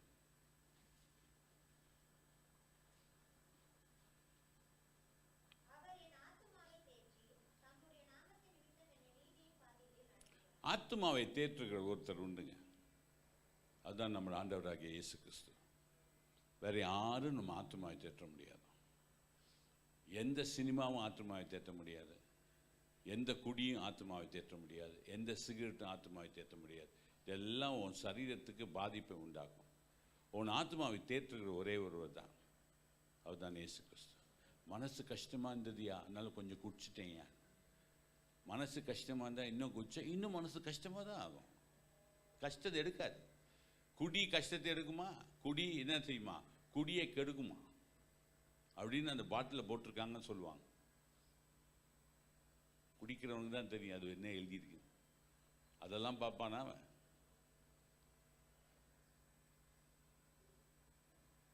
சிகரெட் குடிக்கிறாங்க. எதுக்கு சிகரெட் குடிக்கிறாங்க? சிகரெட் குடிக்கிறவங்கிட்ட கேட்டுப்பாங்க, எதுக்கியா சிகரெட் குடிக்கிறேன்னா முழிப்பான். எதுக்கியா குடிக்கிறேன்னா முழிப்பான். இல்லை இது ஏதாவது நன்மை தருதா? இல்லை இது ஏதாவது உனக்கு பல்லவ கொண்டு போதா? இல்லை உன் ஆத்மாவை தேற்றுதா?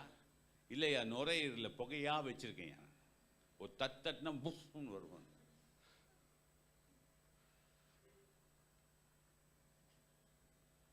ஒரு தட்டுனா குப்புன்னு பப்புன்னு வரும். மூக்கில் விடுவார், வாயில் விடுவார், ஏப்பம் வரா மாதிரி வந்துக்கிட்டு இருக்கு. கேட்டால் அது ஹேபிட்டா? நல்ல ஹேபிட் தான் கற்றுக்கிறது. காசு செலவு, உடம்பும் காலி. அது டைம் பாஸ் தான். டைம் பாஸ் ஜெபம் வந்து பண்ணு சர்ச்சில் டைம் பாஸுக்கு. ஆனால் என்ன சொல்கிறேன், நீ உன்னோட பாதங்களை என்கிட்ட கொடுத்துருப்பா, நான் என்னோட நுகத்தை உனக்கு கொடுத்துட்றேன். ஆண்டவர் சொல்லியிருக்காருங்க பைபிளில் 11:23-29 அதான் சொல்லுது. Exchange, let us exchange each other.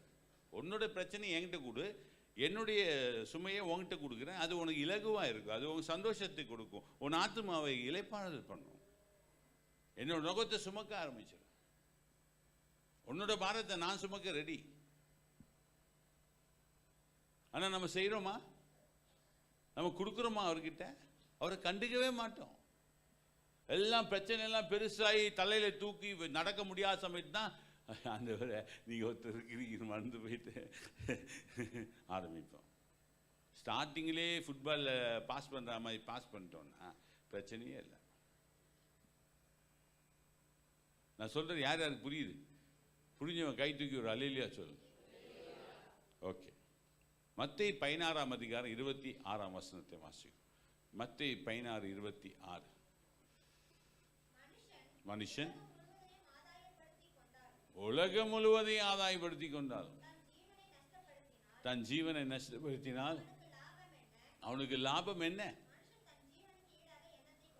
உன் ஜீவனுக்கு ஈடாக, உன் ஆத்மாவுக்கு ஈடாக என்னத்தை கொடுப்ப? உலகத்தை ஃபுல்லா அவர் ஆதாயப்படுத்திக்கிட்டார். ட்ரம்ப் கிட்ட கேட்டாங்க, எல்லாம் நீங்க வீடியோவில் பார்த்துருப்பீங்க, you are the most famous man in this world. ஒன்று அவர் சொல்றாரு, I am not a famous man, there is one person who is so famous, is Jesus. அப்படி சொல்லி கை தூக்கி காட்டுறாரு. He is my boss. அவன் இருக்கிறதுலே பணக்கார ஆள் யாரு? ட்ரம்ப். ஓன் ஃப்ளைட்டு எல்லாமே அவன் பெரிய ஆள்.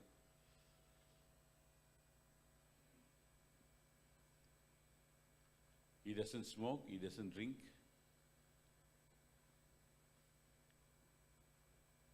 அவங்க அம்மா அவனை ஒரு நல்ல பைபிள் படித்து வளர்க்க வச்சார். அவருக்கு சம் ஹேபிட்ஸ் இருக்கலாம். நான் என்ன சொல்ல வரேன்னா, நீ உனக்கு சமாதானம் வேணும்னா, உனக்கு உன் ஆத்மா இளைப்பாறுதல் வேணும்னா, ஒரே ஒருத்தர் தான் கொடுக்க முடியும் இந்த உலகத்தில், தேற்ற முடியும். ஒரே ஒருத்தர் தான் உன்னை தேற்றுவார். அவர் தான் இயேசு கிறிஸ்து. வேற எங்கே நீ போனாலும் தேற்றப்பட முடியாது. எந்த ஊழியக்காரங்கிட்ட போனாலும் தேற்றப்பட முடியாது. ஊழியக்காரன் பார்ப்பான், நீ பர்ஸை பார்த்துருவான். அவனுக்கு பல்ஸை பார்ப்பான், பர்ஸை பார்ப்பான். டாக்டர் பல்ஸு பார்ப்பாரான், ஊழியக்காரங்க பர்ஸு பார்ப்பான். எந்த ஊழியக்காரனும், ஏன்னா அவங்களுக்கு என்ன வேணும்? பணம் வேணும், ஊழியம் சேர்த்து. அவங்களும் ஆண்டவர் நம்பிஞ்சா ஆண்டவர் கரெக்டாக கொடுத்துட போறாரு, கரெக்டாக கொடுத்துருப்பாரு. ஆட்டோமேட்டிக்காக கொடுப்பார். நீங்கள் ஆண்டவருக்கு ஓடும் போது ஆட்டோமேட்டிக்காக அவர் நீங்கள் கேட்கணும்னு அவசியம், அது ஆட்டோமேட்டிக்காக வந்துக்கிட்டே இருக்கும். போன வாட்டியோட என் மந்த்லி செலவு 1,18,000 ரூபாய் ஆல்மோஸ்ட் செலவு. எனக்கு வந்தது 90,000 ரூபாய். மீதி எப்படி போட்டேன்னு எனக்கு தெரில. பார்த்தா என்னுடைய வீட்டின் எக்ஸ்பென்ஸ் ரொம்ப கம்மியாயிடுச்சு. நேற்று போன மாதம் 30,000 ரூபாய் என் வீட்டின் காசுலேருந்து இங்கே போட்டிருக்கேன். ரெண்டுத்தையும் நான் எழுதுவேன். எனக்கு ஒரு பிரச்சனையே இல்லை, பண பிரச்சனையே ஆண்டவர் என்ன செஞ்சுட்டார், எடுத்துட்டார். நான் கடன் கொடுக்குறவனா மாற்றிட்டார். 2-3 சபைக்கு கடன் கொடுத்துட்டேன் வித்தவுட் இன்ட்ரெஸ்ட். நான் இன்ட்ரெஸ்ட்னு பேங்க்லேயே இன்ட்ரெஸ்ட் இல்லை எனக்கு. அதை எடுத்துடுவேன். பேங்க்கில் எந்த காசையும் வச்சுக்க மாட்டேன்.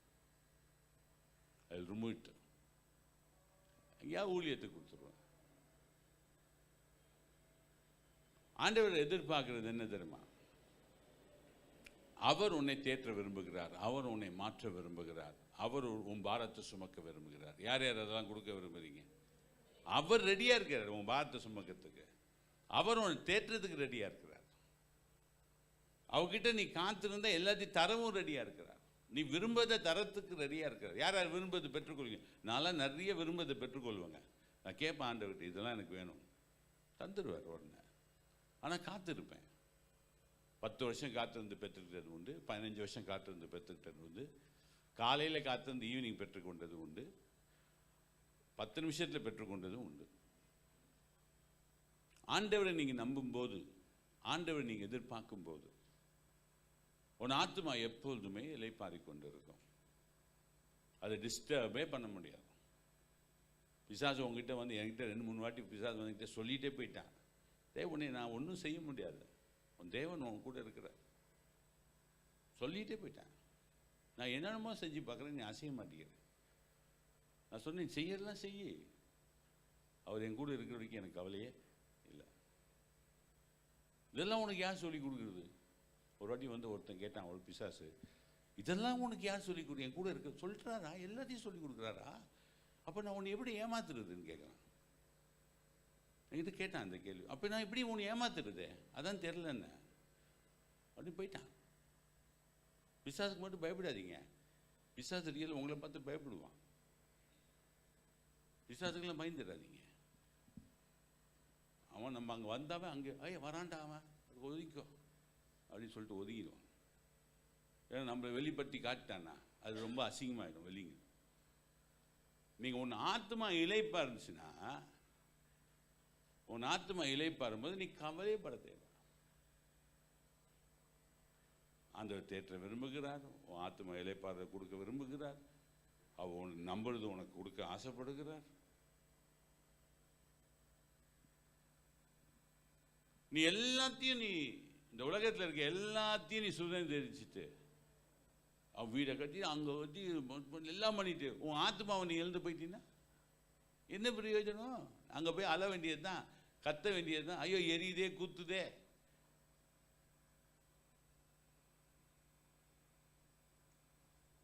இயேசு கிறிஸ்துக்குள்ளே வரும்போது தாங்க உன் ஆத்மா உயிரோடு எழும்புது. அது வரைக்கும் மறித்து தான் இருக்குது, அது வரைக்கும் 0 லெவலில் தான் இருக்கு.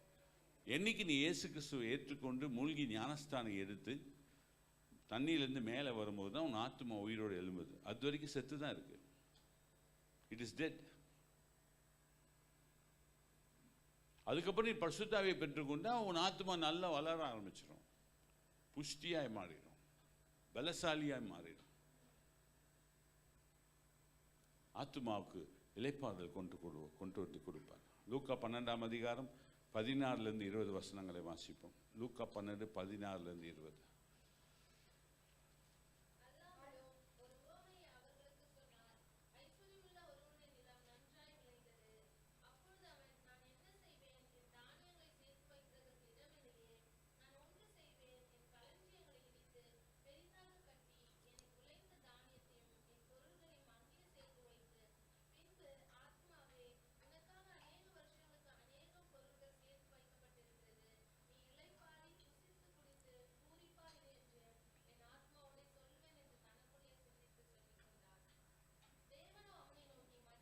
என்ன சொல்றாரு? அவன் ஆத்மா உயிரோடு இல்லைங்க, ஆனால் ஆத்மாவுக்கு பேசுகிறான். ஓ பூரிப்பாயிரு, சந்தோஷமாயிரு. ஆண்டவர் அவனை பார்த்து என்ன சொல்றாரு? அவனை ரிச் பர்சன், நல்லா சம்பாதிச்சிட்டான். இப்போ இருக்கிற இடம் பத்தலன்னு சொல்லிட்டு இடிக்கிச்சு பெரிய பான்ஸ் கட்டுறான், பெரிய ஆலையை கட்டுறான், அரிசியை வைக்கிறதுக்கு, மூட்டைகளை வைக்கிறதுக்கு. இளைப்பாரு, உன் ஆத்மாவை இளைப்பாரு. ஆத்மாவை ரெடியே ஆகல, சாப்பாடு அரிசி தான் ரெடியாக இருக்கு. தேவனோ அவனை நோக்கி, மதிகேடனே, உன் ஆத்மா உன்னிடத்தில் இந்த ராத்திரியில் எடுத்துக்கொள்ளப்படும், அப்போது நீ சேகரித்தவைகள் யாருடையது ஆகும் என்றார். யாரை நிறைய சேர்க்குறீங்க? நிறைய மக்கள் சேர்த்து வைப்பான். எதுக்கு? அநீதி உள்ளவன் சேர்த்து வைப்பான். யாருக்காக சேர்த்து வைக்கிறான் தெரியுமா? நீதிமானுக்காக சேர்த்து வைக்கிறான். நீதிமான் சேர்த்து வைக்கணும்னு அவசியம் இல்லை, அநீதிமான் சேர்க்கறது அவங்ககிட்ட வந்துடும். யாருக்கு புரியுது? நல்லா பைபிள் அப்படி தாங்க சொல்லுது. நீங்கள் பாட்டுக்கு ஆத்மா ஆண்டவரோடு இளைப்பாரி கொண்டு இருந்தால் திடீர்னு உனக்கு ஒரு 10 கோடி ரூபாய் அவங்களுக்கு தேவைப்படுதுன்னு வச்சுக்கோ. சும்மா சொல்கிறேன், ஒரு 10 கோடி ரூபாய் உனக்கு ஊழியத்துக்கு தேவைப்படுது. நீங்கள் ஆண்டவர்கிட்ட கேட்குறீங்க, ஆண்டவரை 10 கோடி ரூபாய் உடனே ஒரு ஆள் அனுப்புவார். ஆண்டவர் பலவீனத்தோடு அனுப்புவார், வியாதியோடு அனுப்புவார். அவன் மேலே சும்மா கை வச்சோம் பண்ணுவேன், ஆண்டவர் உடனே அவனை சோங்க கொடுத்துருவார். அவன் பார்ப்பான், இந்த ஆள் நம்மக்கிட்ட நிறைய காசு இருக்குது, இந்த ஆள் கொஞ்சம் கொடுக்கலான்னு சொல்லி 10 கோடி செக் ஒன்று எழுதி கொடுத்துருவான். அவங்களுக்கு கொடுப்பானே. அப்படி கொடுக்குற ஆள்லாம் இருக்காங்க. அப்படிப்பட்ட ஆள் ஆண்டவர் உனக்கு அனுப்புவார். புரியுதா? யாருக்கு புரியுது? அவன் அவ்வளோ கஷ்டப்பட்டு சேர்த்து வச்சுவான், ஒரே செக்கில் உனக்கு 10 கோடி கொடுத்துட்டு போயிடுவான். நீ ஆனால் யார்கிட்ட கேட்கணும்? யார்கிட்ட கேட்கணும்? நீங்கள் ஆண்டவர்கிட்ட தான் கேட்கணும், மற்ற யாருக்கிட்டையும் கேட்கக்கூடாது. 10 கோடி இருந்தால் என்ன, 20 கோடி வேணும்னா ஆண்டவருக்கு 20 ரூபா வாங்குற மாதிரி, 20 ரூபா ஆண்டவர்கிட்ட கேட்குற மாதிரி. யார் 10 ரூபா ஆண்டவர்கிட்ட கேட்டிருக்கீங்க? யாரும் கை தூக்கல. ஒரு வாட்டி எங்கள் சர்ச்சு கனடாவிலேருந்து 2-3 பாஸ்டர்ஸ் வந்திருந்தாங்க. அப்போ எங்கள் சர்ச்சிலேருந்து ஒரு அம்மா சாட்சி சொன்னாங்க. என்ன சாட்சினா, 3 நாளாக ஆண்டவர்கிட்ட 10 ரூபாய் கேட்டேன், ஆண்டவர் 4ஆவது நாள் எனக்கு 10 ரூபாய் கொடுத்துட்டார் அப்படின்னோடனே என் பக்கத்தில் உட்காந்துருக்கு இந்த கனடியன் பர்சன் என்கிட்ட கேட்குறான், what is she doing, what she saying. ஒன்று டிரான்ஸ்லேட் பண்ண அப்படின்னு, ஆஸ்கிங் ஃபார் 10 rupees. எல்லாம் மீட்டிங்லாம் முடிச்சுட்டு என்கிட்ட வந்து சொன்னார். என்ன சொன்னார்னா, we don't ask for money at all.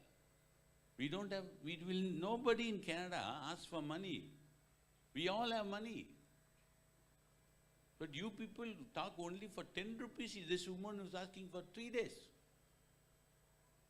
போகும்போது சொல்லிட்டு போயிட்டாரு, எங்களோட நீங்கள் ரொம்ப வளர்ந்துருக்கீங்க, எங்களுக்கு ப்ரேயர்ஸே கிடையாது, உங்களுக்கு எவ்வளவோ ப்ரேயர்ஸ் இருக்கு. உங்களெல்லாம் பார்த்தா இந்தியன்ஸு ஒன்றும் தெரியாதுன்னு நினச்சா, இப்போ நான் எப்படி போகிறேன்னா எங்களுக்கு ஒன்றும் தெரியாமல் போகிறேன் அப்படின்னா. அவ்வளோ ஜோம் பண்ணுறீங்க. ஆண்டவருக்கு 10 ரூபாய் எவ்வளவோ அது 10 கோடி அவ்வளோதான். உங்கள் பார்வையில் 10 ரூபாய் 10 கோடி. ஆண்டவருக்கு அதே தானுங்க. நீ ஆண்டவருக்காய் காத்திருந்தா போதும், ஆண்டவருக்காய் நீ அமர்ந்து அவரோடு கூட இருந்தா போதும், அவர் உன் தேவைகளை எல்லாம் சந்திப்பார். யாரா நம்புறது? அங்கேயும் இங்கேயும் கேட்கணும்னு அவர் இன்ட்டு கூட கொடுக்க தேவையில்லை. சில பேர் இன்ட்டு கொடுப்பாங்க, பார்த்துருக்கீங்களா? எங்கள் வீட்டில் ஒரு டேப் ரெக்கார்டர் இருந்தால் நல்லமா இருக்கும், டேப் ரெக்கார்டர் இருந்தால் நல்லா இருக்கணும், ஒரு வீடியோ கேமரா இருந்தால் நல்லா இருக்கும். ஆண்டவர் கொடுத்தாங்கன்னா, யாராவது கொடுத்தாங்கன்னா நல்லா இருக்கும்னு. அப்போ என்ன அர்த்தம்? இவர் கேட்குறாரு நம்மளன்னு அர்த்தம். இன்ட்டு கூட கொடுக்க வேணாம், ஆண்டவர்கிட்ட சொல்லிட்டீங்கன்னா ஆண்டவர் எல்லாத்தையும் கட்டாயமாக செய்வார். யாரா நம்புறதுன்னு நான் சொல்றது. யோபு 27ஆம் அதிகாரம் 8ஆம் வசனம்.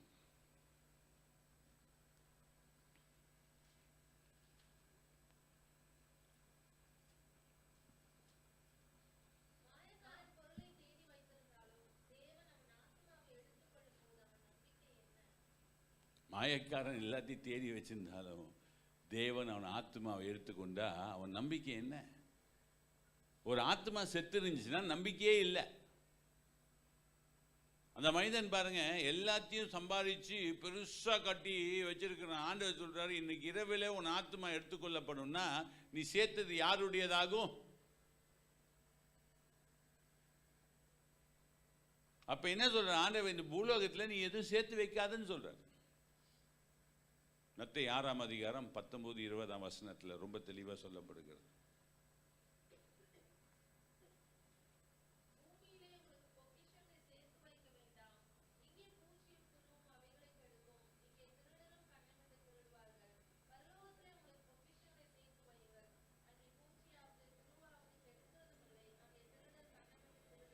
ஆண்டவர் ரொம்ப தெளிவாக சொல்றார், உன் ஆத்மா இளைப்பாற வேணும்னா உன்னோட பொக்கிஷம் எங்கே சேர்த்து வைக்கணும்?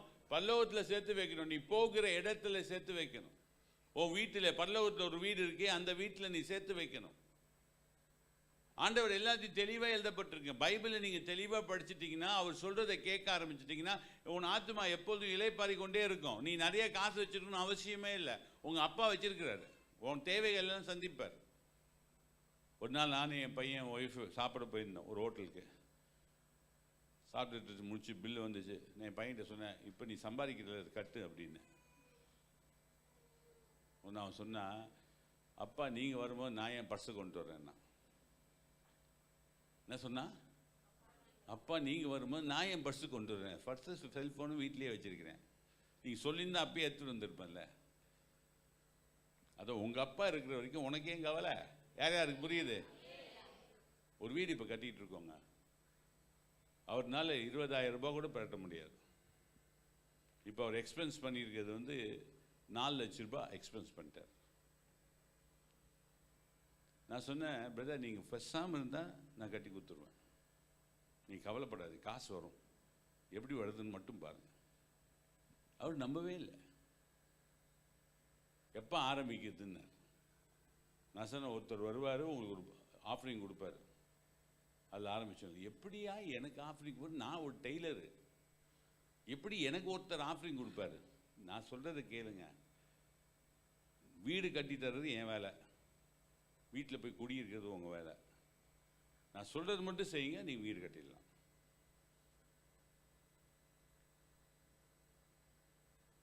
அவர் 2 லட்சம் ரூபாய் லோன் வாங்கினார். அவருக்கு 2 லட்சம் ரூபாய் லோன் தருவான், அதுக்கு மேலே யாரும் தரமாட்டாங்க. அதை வாங்கி கொடுத்தாரு. ரெடி ஆயிடுச்சியா, அது வருங்க. அதுக்கு முன்னாடி ஒருத்தர் ஓடி போய் அவருக்கு ஒரு 10,000 ரூபாய் ஆஃபரிங் கொடுத்துட்டார். கொடுத்துட்டு இது திருப்பி தரணும்னு இல்லையா, நீங்கள் வீடு கட்டணும்னு ஆசைப்படுறீங்க, அதை வச்சுக்கோங்க அப்படின்னு சொல்லி கொடுத்துட்டார். அவருக்கு ஷாக்கு. அவருக்கு எப்படியா அதில் நடக்கும்? நான் சொன்னேன், இதுதான் மூவ் ஆஃப் காட். கடவுள் உங்கள் மேலே கிருபை பாராட்டுறாரு, ஆண்டவர் ரீலாக வீடு கட்டிட்டு வந்துடுவார். இப்போ அப்படியே நின்றுடுச்சு, ரூஃப் போடாமல் நின்றுடுச்சு. டக்குன்னு ஒருத்தர் எனக்கு ஃபோன் பண்ணார், பிரதர் நான் அவருக்கு ஒரு 1 லட்சம் ரூபாய் தரேன், நான் கொடுத்தேன்னு மட்டும் சொல்லாதீங்க அப்படின்னு சொல்லி என்கிட்ட கொடுத்துட்டார். நான் சொன்ன 1 லட்சம் ரூபாய் வந்துருச்சு, ரூஃப் போட்டுடலாம், போட்டோம். அவர் கேட்குறாரு, யார் பிரதர் கொடுத்தாரு? உங்களுக்கு அது தேவையில்லை, எனக்கு கொடுத்தாரு, நான் உங்களுக்கு கொடுத்துட்டேன், அது முடிஞ்சிச்சு. இப்போ 2 லட்சம் ரூபாய் வந்துருச்சு. இப்போ நேரத்துலேருந்து ஆரம்பிச்சிட்டோம் திருப்பி. அவர் முடியறதுக்கு 7.25 லட்சம் ரூபாய் ஆகும் அந்த வீடு முடியறதுக்கு. இன்னும் 1,37,000 ரூபாய் தேவை. இந்த 2 லட்சம் முடியும் போது அது ஆட்டோமேட்டிக்காக வந்துடும். யாரை நம்புறது? நீங்கள் ஆண்டவரை நம்பினா ஆண்டவர் கொடுப்பார். புரிஞ்சுக்கோங்க, யாருக்கு வேணால் கொடுப்பார். ஆனால் அவர்கிட்ட நம்பணும். அவரை நம்புகிற மக்களாக இருக்கணும். முடியுமா முடியாதான்னு நீங்கள் டிசைட் பண்ண தேவையில்லை. முடியுமா முடியாதுன்னு டிசைட் பண்ணுறது அவர் தான். நீ அவரை நம்பணும். யாரை நம்ப போகிறது? உங்கள் பார்வையிலே இது பெருசு, உங்கள் பார்வையிலே இது பெருசு, அவர் பார்வையில் இது ஜுஜுபி. புரிஞ்சுக்கிட்டீங்களா? ஒன்றும் இல்லை. அது நான் என் தேவனை நம்புகிறேன். நீங்க நம்புறீங்களா? யாரா நம்புறது?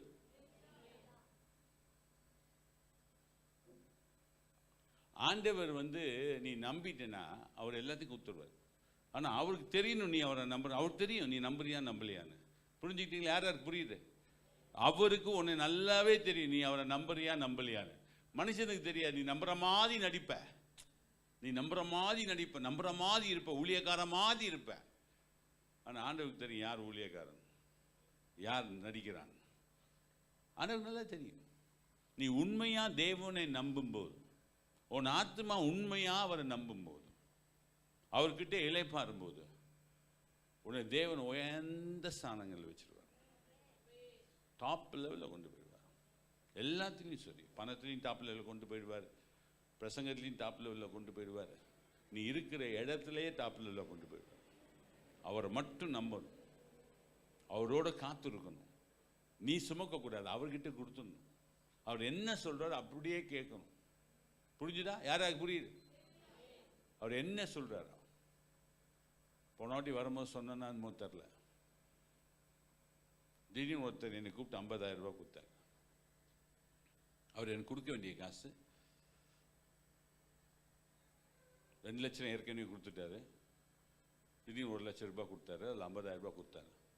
நான் வாங்கி, அது என்னோட காசு ஆயிடுச்சு. இப்போ என் காசு அது ஊழிய காசு.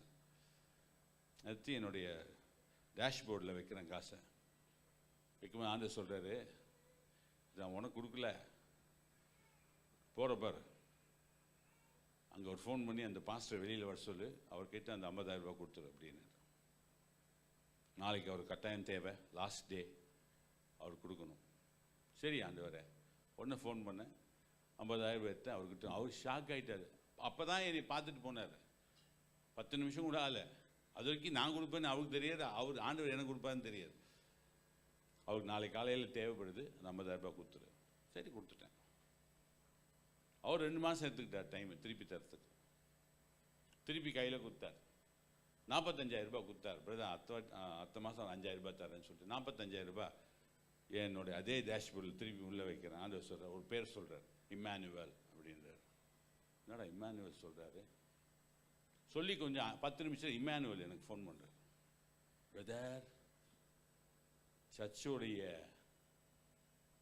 அந்த ரெண்ட் ரெனியூவல் வந்துருச்சு, ஒரு 50,000 ரூபாய் கிடைக்குமா? ஜெபம் பண்ணும்போது ஆண்டவர் உங்கள் பேர் சொன்னார், நீ கேளுன்னு சொன்னார், அதனால தான் கேட்குறேன். பிரதர் 5 நிமிஷத்தில் உங்களுக்கு அனுப்பிச்சிடுறேன். இப்போ தான் சொல்லிட்டார்ல எனக்கு வைக்கும் போது. 45,000 ரூபாய் யாருக்கு கொடுன்னு சொன்னார்? இம்மானுவேல் கொடுன்னாரு. டக்குங்க வச்சேன். வச்சுட்டு காரை தூக்கி கொஞ்சம் ஒரு 5 கிலோமீட்டர் கூட போகல, உடனே இம்மானுவேல் எனக்கு ஃபோன் பண்ணுறாரு, ஐயா பிரதர் கோச்சிக்கிறேன் அதிக 50,000 ரூபாய் எனக்கு ஒரு ஒன்றே தேவைப்படுது, முடியுமா? பிரதர் 5 நிமிஷம் முன்னே உங்கள் பேரை சொல்லி ஆண்டவருக்கு இப்போ தான் கச்சிது, எனக்கு ஒரு 50,000 ரூபாய் கச்சிது, 45,000 ரூபாய் கச்சிது, எங்கள் பேங்க்கில் ஒரு 5,000 ரூபாய் இருக்கும், 5 நிமிஷத்தில் அனுப்பிச்சிடுறேன் சொல்லி ட்ரைவ் பண்ணும்போதே கூகுளில் தட்டி அவருக்கு அனுப்பிச்சிட்டேன். பாருங்க, ஆண்டவர் கொடுக்கவும் முடியும், இங்கேருந்து மூலமாக பாஸ் பண்ணவும் அவரால் முடியும். ரெண்டுத்துக்கு ரெடியாக இருக்கணும். இப்போ திடீர்னு உங்கள்கிட்ட ஒரு 2 கோடி ரூபாய் கொடுத்துட்டு அந்த சர்ச்சுக்கு போய் கொடுத்துட்டு வரணும். போய் கொடுத்துட்டு வரதுக்கு ரெடியாக இருக்கணும். யார் யாருக்கு புரியுது? நம்ம என்ன 2 கோடி வந்துச்சா, ஐயோ அப்பா ஐயோ ஆண்டவர் அப்படிலாம் இருக்கக்கூடாது. எடுத்து அப்படியே கொடுத்துடணும். அப்படி கொடுக்கறதுக்கு ஆள் இருக்கீங்களா? அப்படி நம்ப ஆரம்பிச்சிட்டாருன்னா, உங்களை நம்பிட்டாருன்னா, உங்க கூட என்னென்னமோ கொடுப்பார். 3 கோடி கொடுப்பார், 4 கோடி கொடுப்பார், 5 கோடி கொடுப்பார். நீ நம்பணும். நிறைய மக்கள் தசம் வாங்க போடுவாங்க, பார்த்துருக்கீங்களா? 100 ரூபா வாங்குவோம், 10 ரூபா போடுவாங்க. 1000 ரூபாய் ஆகும் 100 ரூபா போடுவாங்க. 10,000 ரூபாய் ஆனவொன்னு 1000 ரூபாய் போடுவாங்க. 1 லட்சம் ஆனவொன்னு போடணுமா கேட்பாங்க.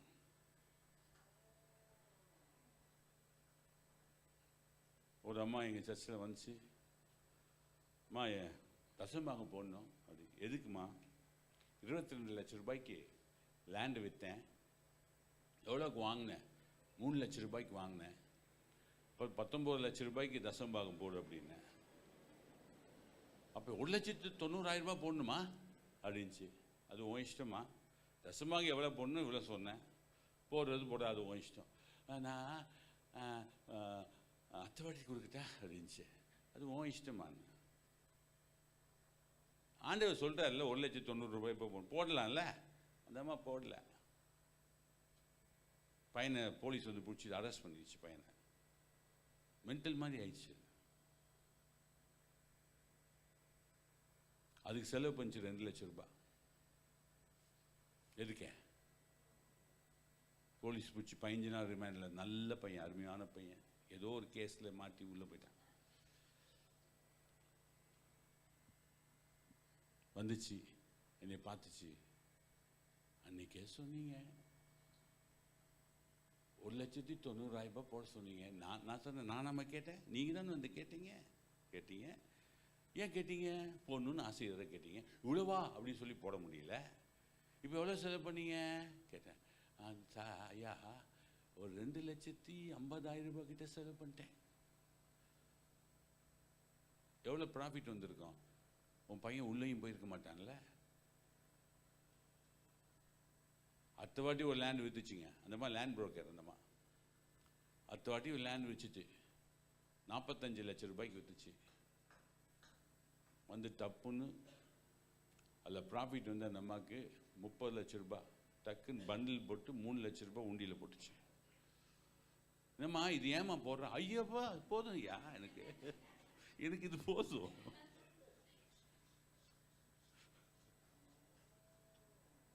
ஏமா கஷ்டப்படு? ஐயோ போட்டு. நிறைய மக்களுக்கு இதெல்லாம் தெரியாது.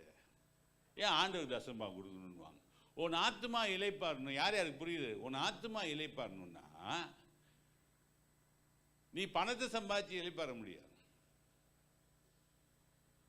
ஆண்டவர் வழியை அறிந்து, ஆண்டவரை புரிந்து கொண்டு, ஆண்டவரோடு இருந்து, நீ ஆண்டவரை நம்பி அவரை உன் கையில் அவரை நீ அப்படியே விட்டுட்டீன்னா. என் பையன் சொன்னான் பாருங்க, நான் ஏன் அங்கே அப்பா நீங்கள் வரும்போது நான் ஏன் கொண்டு வரணும், அது மாதிரி நான் ஏன் கவலைப்படணும் நீங்கள் இருக்க வரைக்கும் அப்படின்னு சொல்லி விட்டுட்டீங்க. அவர் ஃபுல் டேக் ஓவர் பண்ணிடுவார். யாராருக்கு புரியுது? ஃபுல் டேக் ஓவர் பண்ணிடுவாருங்க. நானே கவலைணும். ஊழியம் உங்களுது தானே. ஒரு பாட்டு பாடுறாருல, ஃபார் த பக்மன்ஸ். நானே கலங்கணும். சூப்பர் பாட்டு. என் ஆண்டவர் என்னோடு இருக்கிற, மேய்ப்பர் என்னோடு இருக்கிறதுனால. ரியலாக வந்து ஜாலி லைஃப் கிறிஸ்டியன் லைஃப். ரொம்ப அருமையான லைஃப் கிறிஸ்டியன் லைஃப். கிறிஸ்தவ வாழ்க்கை என்பது இருக்கிறதுலே ஜாலியஸ்ட் லைஃப்.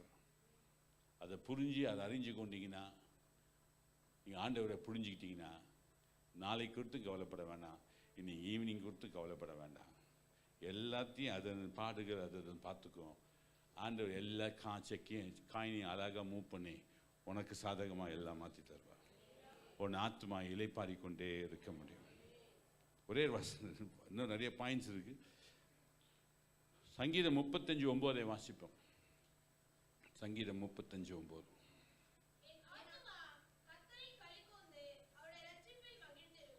என் ஆத்மா கர்த்தரில் கலிகூர்ந்து அவருடைய ரட்சிப்பில் மகிழ்ந்திருக்குமா. உன் ஆத்மா எப்போதுமே மகிழணுமா, சந்தோஷமா இருக்கணுமா, எப்போ பார்த்தாலும் சந்தோஷமா இருக்கணுமா. நாகப்பட்டினத்தில் ஒரு பாஸ்டர் இருக்கார். என்னை பார்த்தோன்னே பேர் சொல்லி கொடுக்க மாட்டார். பிலிப்பியர் 4:4 வாங்க அப்படின்னு என்ன சொல்லுவார்? பிலிப்பியர் 4:4 வாங்க. ஏன் பிரதர் அப்படி? ஐயா நான் உங்களுக்கு ரொம்ப நாளாக பார்த்துக்கிட்டு இருக்கேன், நீங்கள் எப்போ பார்த்தாலும் சந்தோஷமாக இருக்கிறீங்க. அது எனக்கு என்னன்னு தெரியும். இயேசு நம்மோடு சபை அவர் ஐயா வாங்க, பிலிப்பு 4:4 வாங்க அப்படின்னு கூப்பிடுவார். ஏன் பிரதர் அப்படி கூப்பிடுறீங்க? எனக்கு உங்களை பார்த்தாவே எனக்கு ஒரு பெரிய சந்தோஷம். நீ எப்பொழுதும் சிரிச்சுக்கிட்டு இருக்கீங்க, எப்பொழுதும் சந்தோஷமா இருக்கிறீங்க. நான் அப்படி இருக்க முடியல. நான் சொல்கிறேன், எப்போதும் ஏன் சந்தோஷமாக இருக்கிறான்? எனக்கு அதை பற்றி கவலையே இல்லை. ஆண்டவர் கையில் எந்த தான் பால் மாதிரி ஃபுட்பால் மாதிரி அடிச்சிடுவேன், அவள் தான் வச்சிக்கவே மாட்டேன். பாலை வச்சு ட்ரிபிள்லாம் பண்ண மாட்டேன். வந்தால் தட்டிடுவேன், பிரச்சனை வந்தால் தட்டிடுவேன், கஷ்டம் வந்தால் தட்டிடுவேன். அவரை நம்புகிறவன். யாரா நம்புறீங்க? உங்க உன் ஜபத்தை ஆண்டவர் கேட்குறாரு, யாரா நம்புறது? தட்டுறது என்பது ஜபம். வந்த உடனே ஒரு ஜபம் வந்துச்சுன்னா அத்த ஜபம் வச்சுக்கவே கூடாது. ஒன்று டப்புன்னு தள்ளிடணும். ஏன்னா சுமக்கிறதுக்கு அவர் ரெடியாக இருக்கிறாரு. அவர் சொல்கிறார், நீ ஏன் சுமக்கிற? என்கிட்ட வான்றார். எனக்கு கூப்பிடுறாரு, வாடா என்கிட்ட வாடா. ஏன்னா நீ சுமக்கிற, நான் சுமக்கிறேன் உனக்காக. உன் இலைப்பார்ந்துகிட்டே இருக்கு, சந்தோஷமாகவே இரு. எப்போ பார்த்தாலும் சந்தோஷமா இரு, அதான் எனக்கு பிடிக்கும். நீ சந்தோஷமா இருந்தால் எனக்கு சந்தோஷம். ஆனால் நம்ம எப்படி முன்னா மூஞ்சி மாதிரி அப்படி அப்பா பார்த்தாலும் கஷ்டம் பிரதர், கஷ்டம் பிரதர். ஏன்னா உன் ஆத்மா ஆண்டவர்கிட்ட இல்லை, அதான் கஷ்டம். உன் ஆத்மா ஆண்டவர்கிட்ட இருந்துச்சுன்னா கஷ்டமே படாது. உண்மைதான். இலைப்பாடிக்கிட்டு இருக்கும், சந்தோஷமா இருக்கும். ஆண்டவர் நம்மோடு கூட இருக்கிறவர். அவரை நம்பிடுங்க, அவர் மேல அப்படியே போட்டுருங்க உங்க பாரத்தை. அவர் சொல்றதை செஞ்சிருங்க. அவர் என்ன செய்ய சொன்னா செஞ்சிருங்க. அவரும் உனக்கும் ஒரு நல்ல ரிலேஷன்ஷிப் வச்சுக்கோங்க. அவர் உன் கூட பேசணும், நீ அவரோட பேசணும். அவர் உன் தகப்பன், நீ அவரோட பிள்ளை. அவர் ஒரு நண்பன், உனக்கு ஒரு ஃபாதராகவும் இருக்கார், நண்பனாகவும் இருக்கார், சகோதரனாகவும் இருக்கிறார். எல்லா சுற்றிலும் அவர் தான் இருக்கிறார். நீ அவரை நம்பும்போது அவர் எல்லாத்தையும் வாய்க்க பண்ணி தருவார். உன் ஆத்துமா எப்பொழுதும் இலைப்பாரி கொண்டிருக்கும். எப்படி இலைப்பாருமா? மகிழ்ந்து இலைப்பாருமா. இன்னொரு வசனம், 2 வசனங்கள் வாசித்து நான் முடிக்க விரும்புகிறேன். சங்கீதம் 71:23. 71:23.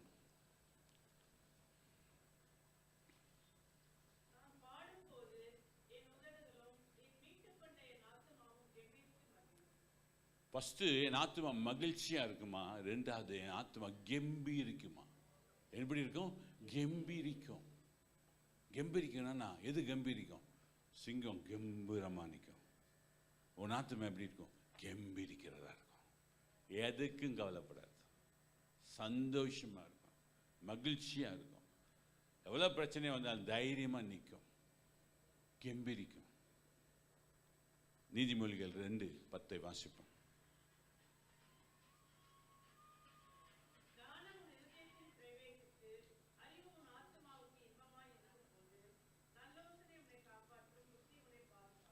இன்பமாக இருக்குமா? நீதிமொழி 2:10. உன் ஆத்மா எப்படி இருக்குமா? ஃபஸ்ட்டு மகிழ்ச்சியாக இருக்கும், 2 கம்பீரிக்கும், ஸ்வீட்டாக இருக்குமா உன் ஆத்மா, இன்பமாக இருக்கும். எப்போ பார்த்தாலும் இன்பமாக இருக்கும். உன் ஆத்மா இன்பமாக இருந்தால் நீ எப்படி இருப்ப? சந்தோஷமாக இருப்ப. பிலிப்பியர் 4:4 நீனும் சொல்லலாம். பவுல் எங்கேருந்து எழுதுறார்? பிலிப்பியர் 4:4 ஜெயிலிருந்து எழுதுறார். எப்போதும் கலி கொண்டு மகிழ்ந்துறார். அருமையான சகோதரனே சகோதரி, தேவன் நம்மை அவ்வளோ நேசிக்கிறார். எப்பொழுதும் நீ சந்தோஷமா இருக்கணும். எந்த சூழ்நிலையிலும் சந்தோஷமா இருக்கணும், மகிழ்ந்திருக்கணும். ஆண்டவரோட விருப்பம்.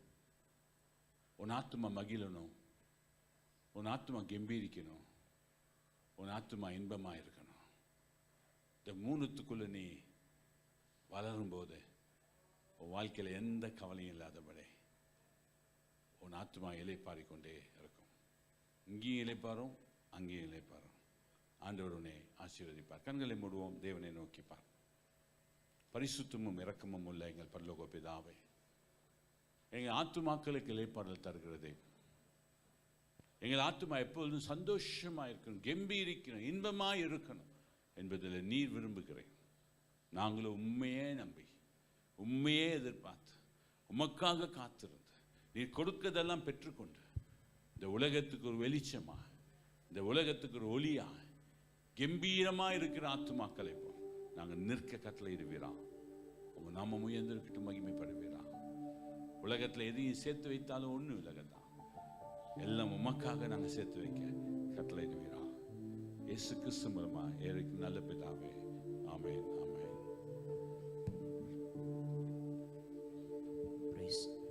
எழுந்து நிற்போம்.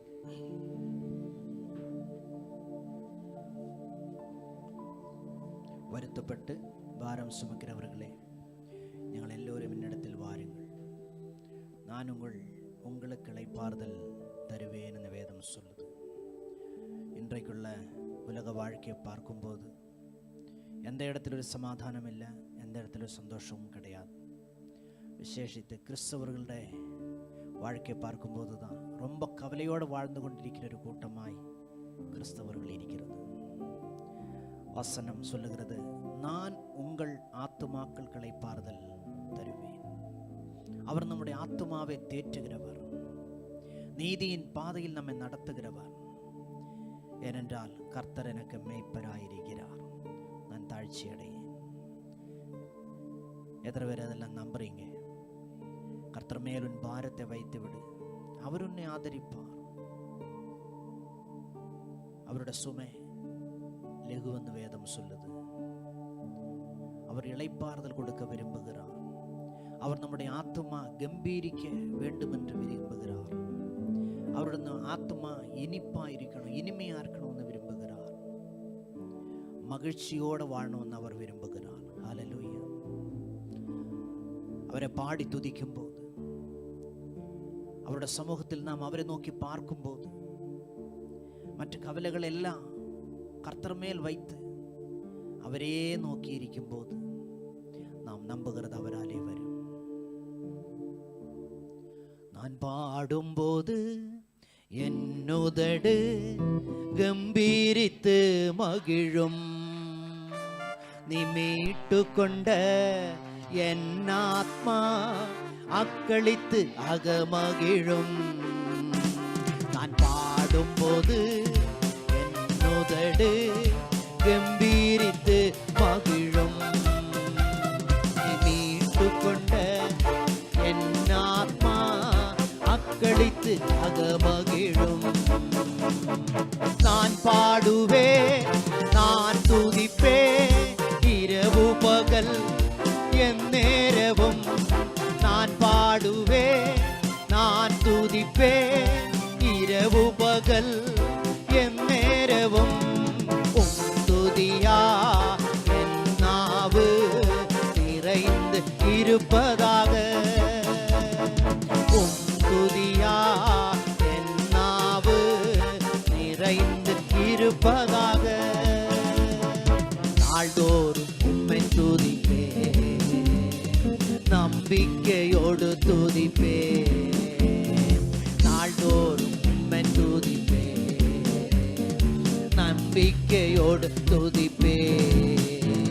நான் பாடும்போது என்னுதடு கம்பீரித்து மகிழும், நீ மீட்டு கொண்ட என் ஆத்மா அக்களித்து அகமகிழும். நான் பாடும்போது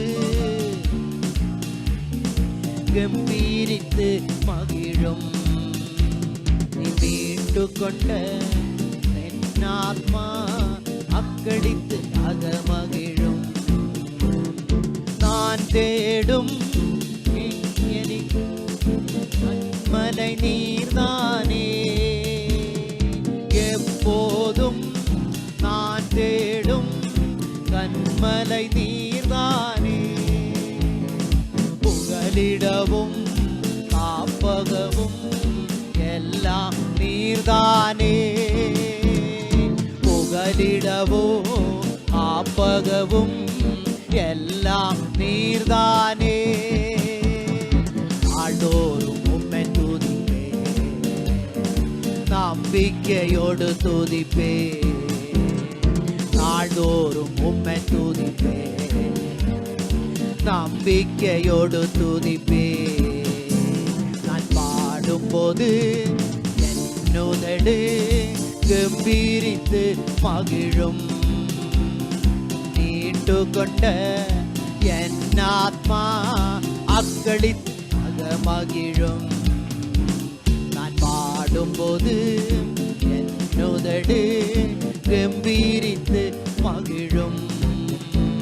நீ மீட்ட என் ஆத்மா அக்களித்து மகிழும். கரங்களை தட்டி ஆண்டவருக்கு நன்றி சொல்ல. அவர் நம் ஆத்துமாவை தேற்றுகிறவர். அவர் நம்முடைய ஆத்துமாவுக்கு இளைப்பாறுதல் கொடுக்கிறவர். அவர் நம்முடைய ஆத்துமாவை மகிழச் செய்கிறவர். அவர் நம்முடைய ஆத்துமாவை கம்பீரிக்க பண்ணுகிறவர். அவர் நம்முடைய ஆத்துமா இனிமையாயிருக்க விரும்புகிறவர். கவலையோட வாழ்கிறது அவருடைய சித்தம் அல்ல. சந்தோஷமாய் வாழ்கிறதான் அவருக்கு சித்தம். மகிழ்ச்சியோட வாழ்கிறதான் அவருடைய சித்தம். அவரை நோக்கி வாழ்கிறதான் அவருடைய சித்தம். ஆத்துமாவே நிலைப்பாறுதலுக்கு நீ திரும்பு என்று வேதம் சொல்லுது. ஒருவன் இந்த உலகத்தை முழுவதும் ஆதாயப்படுத்திக் கொண்டாலும் தன் ஜீவனை நஷ்டப்படுத்தினால் என்ன பிரயோஜனம்? பவுல் சொல்றார், காட் யுவர் ஸ்பிரிட். உங்களுடைய ஆத்துமாவை நீங்கள் பாதுகாக்குங்க. ஒவ்வொரு நாளும் அவரை நோக்கி பாருங்க. ஒவ்வொரு நாளும் அவரை நோக்கி நாம் பார்க்கும்போது தேவன் நம்முடைய ஆத்துமாவுக்கு இளைப்பாறுதல் தருவார். ஆத்துமா சந்தோஷமா இருக்கட்டும். அநேகருக்கு இந்த நற்செய்தியை கொடுக்கும்படி தேவன் நம்மை வைத்திருக்கிறார். உலகம் பார்க்கும்போது பலவித கவலைகளாலும் பலவிதமான துக்கத்தாலும் துன்பத்தாலும் நிறைந்திருக்கிறதை நாம் பார்க்க முடியும். நாம் சந்தோஷமாயிருந்தால் அந்த சந்தோஷத்தை அவங்களுக்கு கொடுக்க நம்மளால் முடியும். நாமே கவலையோடு இருந்தால் எப்படி இருக்கும் யோசிச்சு பாருங்க. இந்த நாட்களில் கர்த்தர் நம்மை வைத்திருக்கிற நம்ம தெரிந்தெடுத்த நோக்கம் அந்த சமாதானம், இளைப்பாறுதல், சந்தோஷம், மகிழ்ச்சி அநேகருக்கு கொடுக்கும்படியாய், இயேசுவை பற்றி சொல்லும்படியாய், அவர்தான் இளைப்பாறுதல் கொடுக்க ஒரே ஒரு தேவன், தகுதியுள்ள தேவன் சொல்லும்படியா தேவன் நம்மை வைத்திருக்கிறார். அதற்கு நாம் அவருடைய பாதையை பின்பற்ற வேண்டும். அவருடைய வசனங்களுக்கு கீழ்ப்படிய வேண்டும். அவருடைய குரலுக்கு நாம் நம்முடைய காதை கொடுக்க வேண்டும். ஆண்டவரே, நம்முடைய பிள்ளைகளை ஆசீர்வதிங்க. திரும்பி போகும்போது உற்சாகத்தோட, ஒரு மகிழ்ச்சியோட, ஆத்மை தேற்றப்பட்டதாய் திரும்பி போகட்டும். தேவ பிரசன்னத்தினால் மூடுங்கப்பா. எந்த தேவையை குறித்தும் கவலைப்படாம என் அப்பா எனக்கு கொடுப்பார், நான் அவரே நம்பி இருக்கிறேன், அந்த நம்பிக்கையோட திரும்பி போகட்டும். ஆண்டவரே, தேவைகளை குறித்து கவலைப்படக்கூடாது. நம்முடைய பிள்ளைகள் எவ்வளோ பெரிதோ எவ்வளோ சிறிதோ அதல்ல, கர்த்தர் எனக்கு கொடுப்பார். கர்த்தன் தலைமுறைகளை பாதுகாப்பார். கர்த்தன் திருச்சபையை பாதுகாப்பார். கர்த்தரன் திருச்சபையை பெருக பண்ணுவார். அப்படிப்பட்ட நம்பிக்கையோட நீங்க அனுப்புகிறபடியால் உமக்கு ஸ்தோத்திரம். ஒருவேளை கவலையோட வந்திருக்கலாம், வேதனையோட வந்திருக்கலாம், என்னோட வாழ்க்கை எப்படி இருக்கிறதேன்னு சொல்லி ஒருவேளை நம்பிக்கை இல்லாமல் கூட வந்திருக்கலாம். இந்த வார்த்தைகள் நம்முடைய பிள்ளைகளை தேற்றினதற்காக நன்றி அப்பா. உற்சாகத்தை கொடுத்ததற்காக நன்றி. இந்த 3வது வாரம் இந்த ஓய்வு நாளில் கர்த்தரை மகிமைப்படுத்த நீ பாராட்டின எல்லா கிருபைகளுக்காய் ஸ்தோத்திரம். இன்றைக்கும் பிசாசு வெட்கப்பட்டு போயதனாய் ஸ்தோத்திரம். உன்னோட வார்த்தை வல்லமையா நீங்க கொடுத்தீங்க, அதற்காக நன்றி அப்பா. ஆத்மாவுக்கு இளைப்பாறுதல் கொடுக்கிற செய்தியை கொண்டு வந்த தேவ கிருபைக்காய் ஸ்தோத்திரம். உன்னோட தாசனை இன்னும் எடுத்து பயன்படுத்துவீரா, குடும்பமாய் ஆசீர்வதிப்பீரா. கரத்தில் ஒப்படைக்கிறோம், ஆசீர்வதி. இயேசுவின் நாமத்தில் பிதாவே. சேர சொல்லலாம், என் ஆத்துமாவே கர்த்தரை ஸ்தோத்திரி, என் முழு உள்ளமே பரிசுத்த நாமத்தை ஸ்தோத்திரி. என் ஆத்துமாவே கர்த்தரை கர்த்தர் செய்த சகல உபகாரம் மறவாதே.